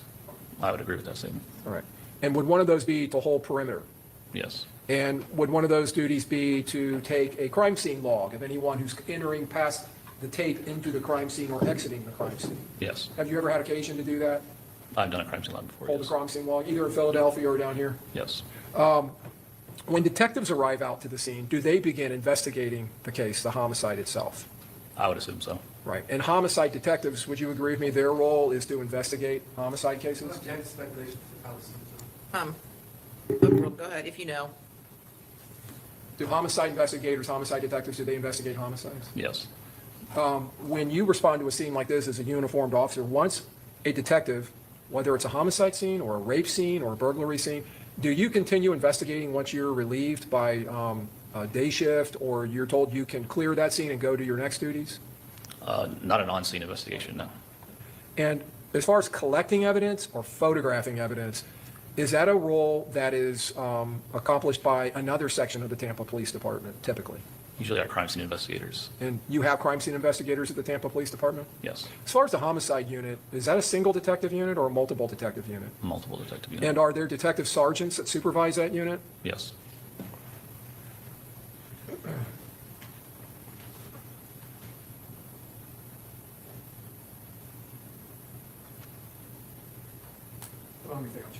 Okay, may this witness be excused? Yes, Your Honor. Okay, thank you. You're free to go. Thank you, Your Honor. All right, who's your next witness? Officer Michael Fusco. Okay.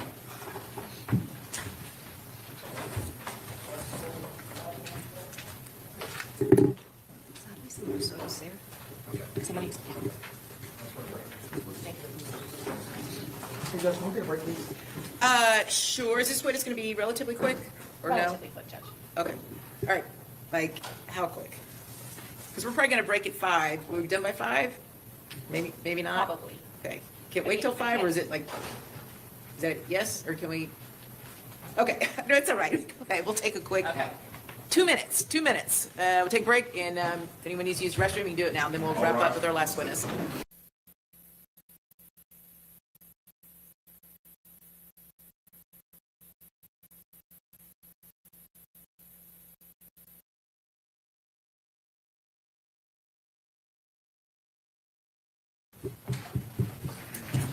Okay, very good. Jury's back. Everyone have a seat. Next up is Officer, is it Michael Fusco? Yes, Judge. Okay. Do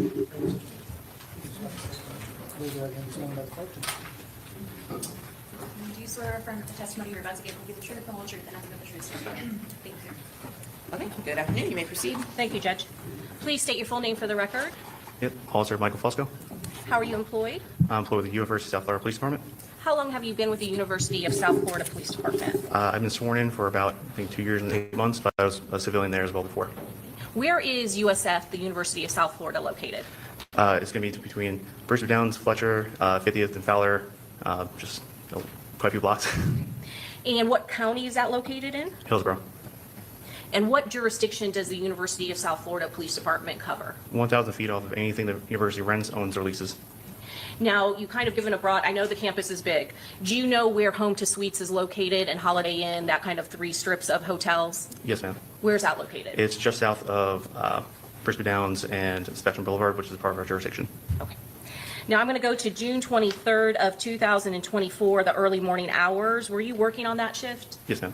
And were you a uniformed officer at the University of South Florida Police Department? Correct. At the time, I was part of patrol. What kind of vehicle did you drive? At that time, I believe I was in a marked Ford Explorer. Was that have lights and sirens? Yes, ma'am. Now, going to approximately 4:42 a.m. in the early morning hours of June 23rd of 2024, what were you doing? I was completing a traffic stop with a subject we just did a vehicle search of. Where were you located? I was on East Fowler and North 50th. Who were you working with? I had Corporal Frank Adams, and I had Officer, now Detective Diane Surratt. And you said you were on a traffic stop, is that correct? Yes, ma'am. While you were on that traffic stop, did anything unusual happen? Yes, ma'am. A sedan went through the intersection of 50th and Fowler and positioned their vehicle between Officer Surratt's vehicle and my vehicle, and got our attention and let us know that there was a shooting that happened at the Homestone Suites. You said sedan. Do you remember the type of vehicle it It was? was a Hyundai sedan. Was that a gray Hyundai Sonata? Yes, ma'am. Okay. And you said some individuals got your attention.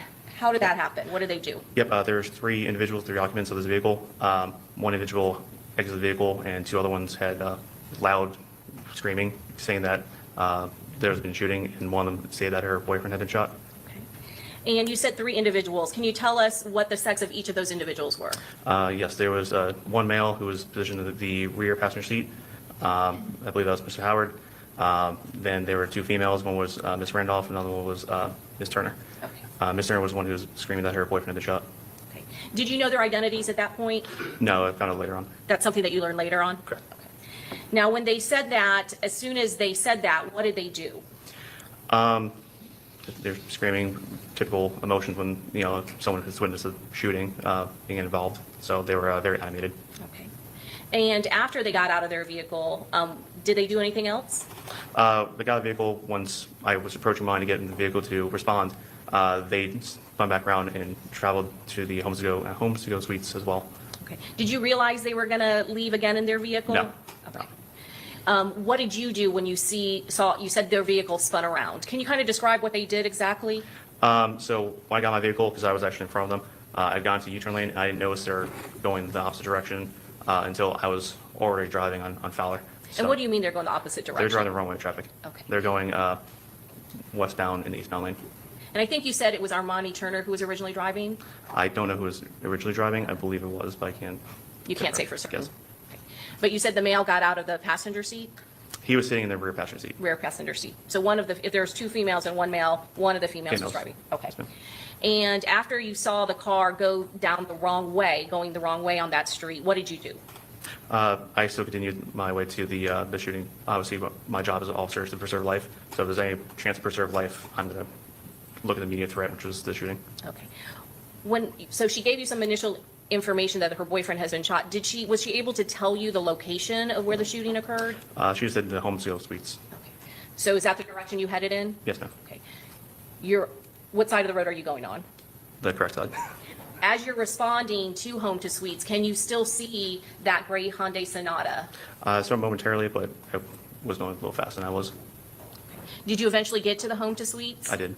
How did you proceed when you got to the Home to Suites? When I rolled on scene, myself, there was another Tampa officer who we both pulled in at the same exact time together. We approached from the southeast entrance and went around the building because we didn't know where exactly the shooting occurred. Once we were able to approach to the north side of the hotel, we were able to see a vehicle that was still smoking and clear signs of the bullet holes. Okay. What do you mean by still smoking? When I got on scene, there's smoke literally still in the air, just from the rounds hitting the vehicle. Plus, there's still glass fragments still kind of in the air. Okay. And what was the glass fragments from? From rounds striking the vehicle. Is that the type of glass that is in the windows of the vehicle? Yes, ma'am. Now, I want to go back to the gray Hyundai Sonata. Do you see that vehicle there next to the vehicle that had all of that damage? Yes, ma'am. And where are those occupants? Are there still those occupants around those vehicles? Yes, they're outside the vehicle at this point. What happened when they got outside the vehicle? They were still yelling and worried about the occupants that were in the Charger that was on scene. Because this is another agency, Tampa, that's their primary jurisdiction, we fall into mutual aid. Tampa will be the one who takes over the entire investigation or anything, so we're just there for support. So the officer is on scene, I believe, to the sergeant, requesting them get back, so I have them go back a little bit and then proceed with helping him with the Charger with the victim inside. Was that Sergeant Portman with the Tampa Police Department? I don't know who that is, unfortunately. I didn't That's see okay, enough of that. but it was a rank of sergeant, is that correct? Yes, ma'am. And clearly it was a Tampa police officer? Yes, ma'am. So did you kind of take custody of the individuals that came out of the Gray Sonata, Hyundai Gray Sonata? Momentarily. And you said that you later learned what the names were for all those individuals? Yes, ma'am. And who were they again? It was Mr. Owens, sorry, Howard, Mr. Oh. Robert Mr. Howard? Howard, yeah, thank you. Mr. Howard, Ms. Randolph, and Ms. Turner. After TPD responded into the hotels, you said you only had custody of them momentarily, is that correct? It was a very brief moment. I went to go render aid to the victim with the sergeant. That's what I want to ask you about. When you went tell me your initial observations of the black Dodge Charger that was there. It had extreme amount of rounds through it, multiple windows shattered or just not there anymore. Upon walking up to the vehicle, the sergeant from Tampa had tried to open the door. He got the door open. That's where we were able to see there's still a victim inside. And was there any aid that could be rendered to the person that was still in the vehicle? No, ma'am. And was it even from outside the vehicle, could you see injury to the individual inside? Yes, ma'am. There was injuries throughout the individual's body, upper torso, upper body, and there was other signs of matter and blood throughout the vehicle. Were there any signs of life from the person that was inside the vehicle? No, ma'am.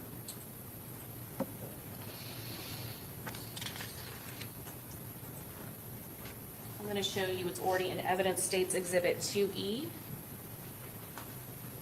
And the vehicle over to the right of the photograph, is that the vehicle that came up to you when you were on that traffic stop? Yes, ma'am.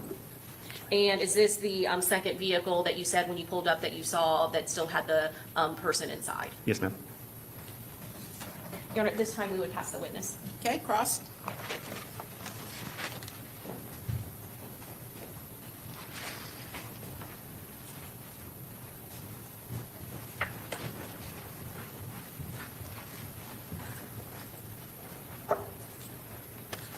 Good afternoon, Officer Fusco, right? Yes, ma'am. Okay.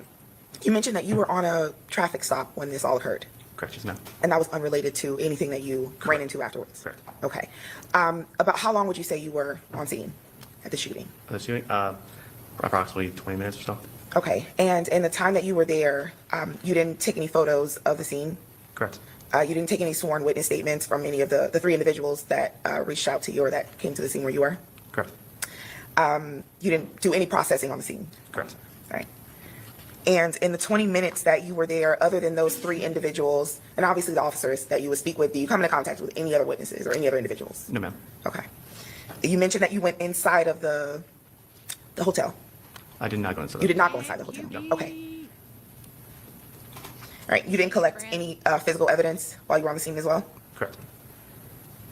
Right. And when you say that you momentarily took custody of the individuals that were there, you don't mean that they were arrested, you just were where they were. Is that accurate? Correct. Okay. All right, and you didn't arrest anyone on scene? Correct. Okay. All right, is there anything else that you did on scene other than observe the individual inside the vehicle? I set up perimeter tape. I'm sorry? Perimeter tape. And you put up the perimeter tape? Yes. All right, no That's further questions. Okay, redirect.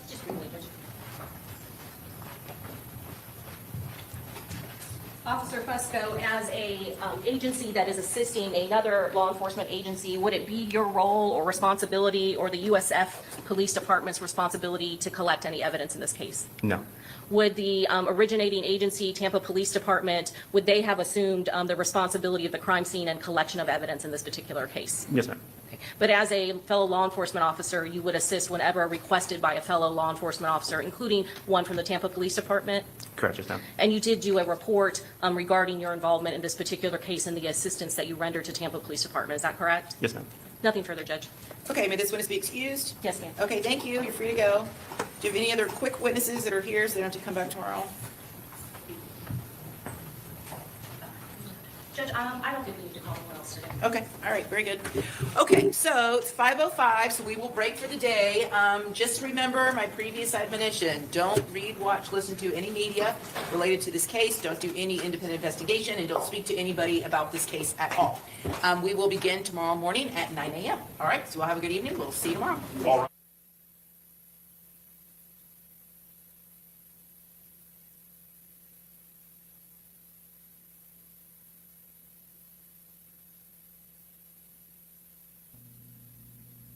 Wah, wah, wah.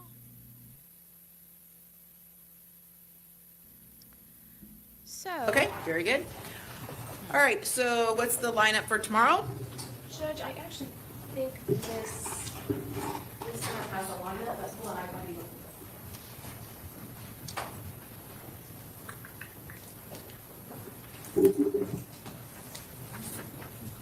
No, let me figure out what's in it.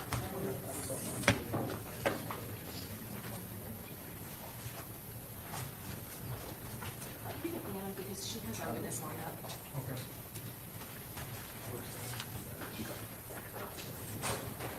Do you know where our witness, do you know where our witness lineup?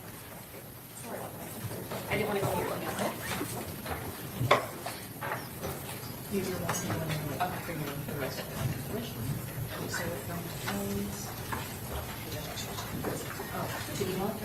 No, if you can articulate it since defense is here. Oh, yes. De Jesus, Conway,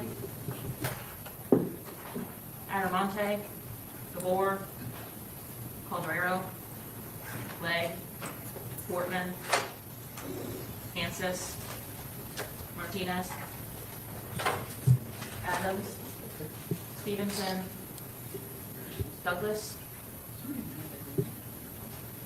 Jordan, Alberson, Watcherami, Lassini. Okay.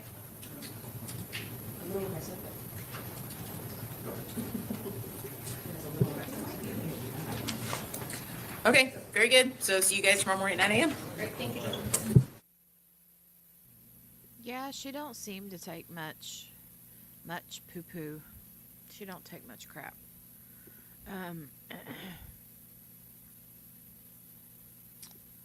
That's a true story. So, let's see.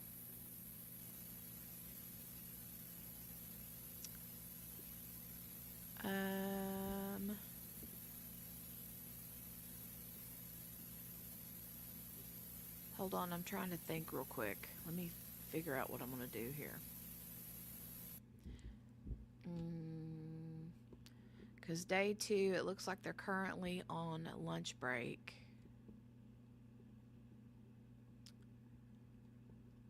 Right now, and they started, this stream is 4 hours long, 4.5 hours long.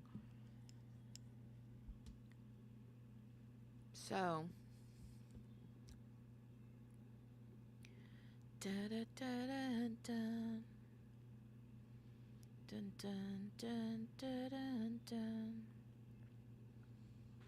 Sorry, I just got done with lunch myself. I had some grits. I had some grits. Oh, you're still here? My chat wasn't chatting. Yeah, Ween baby, I'm here.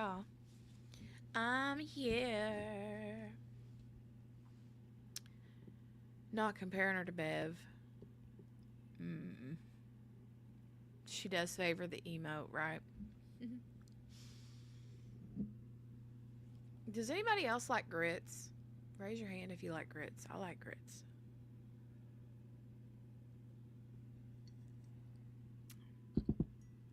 Okay. All right. So, I'm trying to figure out what to do.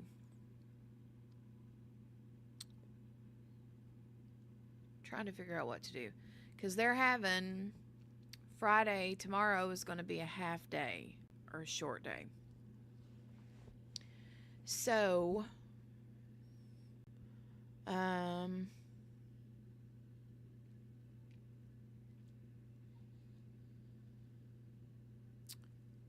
I think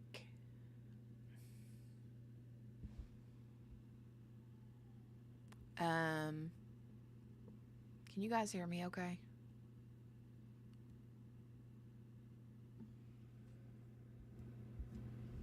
How about now? Can you hear me okay? All right. Sorry if my volume was low. I'm gonna still trying to decide what I want to do. I think I'm gonna break for the day.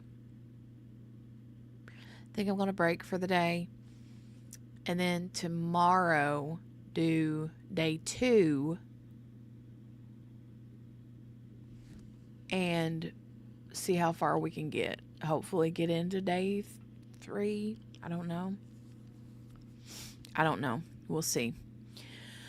But I think I'm going to go ahead and get off here. Was getting messages from Kiddo's teacher, because when she woke up this morning, she had a little bit of a cough and a stopped up, like, stuffy nose. And I'm like, oh. So I messaged her teacher and told her, and she messaged me back, and she said that the teacher said that she's holding her mouth open and is very stuffy. I asked if it's hard to breathe out of her nose, and she said yes. So, the last time when we went to the ear, nose, and throat doctor a few days ago, he said that her ears at that point, the day we saw him, were not infected, but they did have fluid in them. So, I'm wondering if now she's not trying to get a rebound ear infection. Because that's like classic. The cough and the stuffy nose, it's classic with her. So anyway, she said she was still, being playful and participating otherwise, but still. I'm going to see. I messaged to see if she could run her down to the clinic or if I have to be there. If that's the case, then I might need to run down there, or I don't know. I'll see.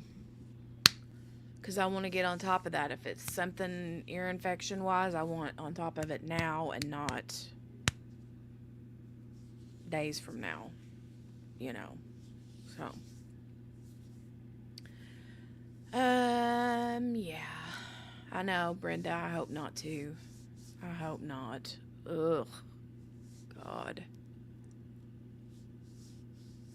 Go flip your laundry, whoever needs to hear this, said Lindsay. Yeah. I actually have a load in my dryer that's been in there a couple days. But they're blue jeans, so it's not like, they have to come out quickly. QB said, dang, thanks, Lindsay. Morgana said, thanks, Lindsay. Yeah, right, Brenda, with the weekend coming, because the last thing I want or need is a trip to the ER over the weekend because all the doctor's offices are closed, right? That's the worst. So, I didn't think about that, but smart cookie. Morgana says, QB, get out of my head. Get out of my dreams.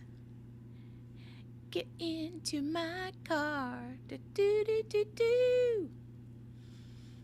All right. I'm going to get out of here. I will see you guys back tomorrow for day 2. And if we can, zoom through the breaks and do 1.25, then, and skip through the lunch break, then I don't know, we might be able to do squeeze day 3 in. I don't know, but we can try. I don't know. We'll see. Play it by ear, like the usual. All right.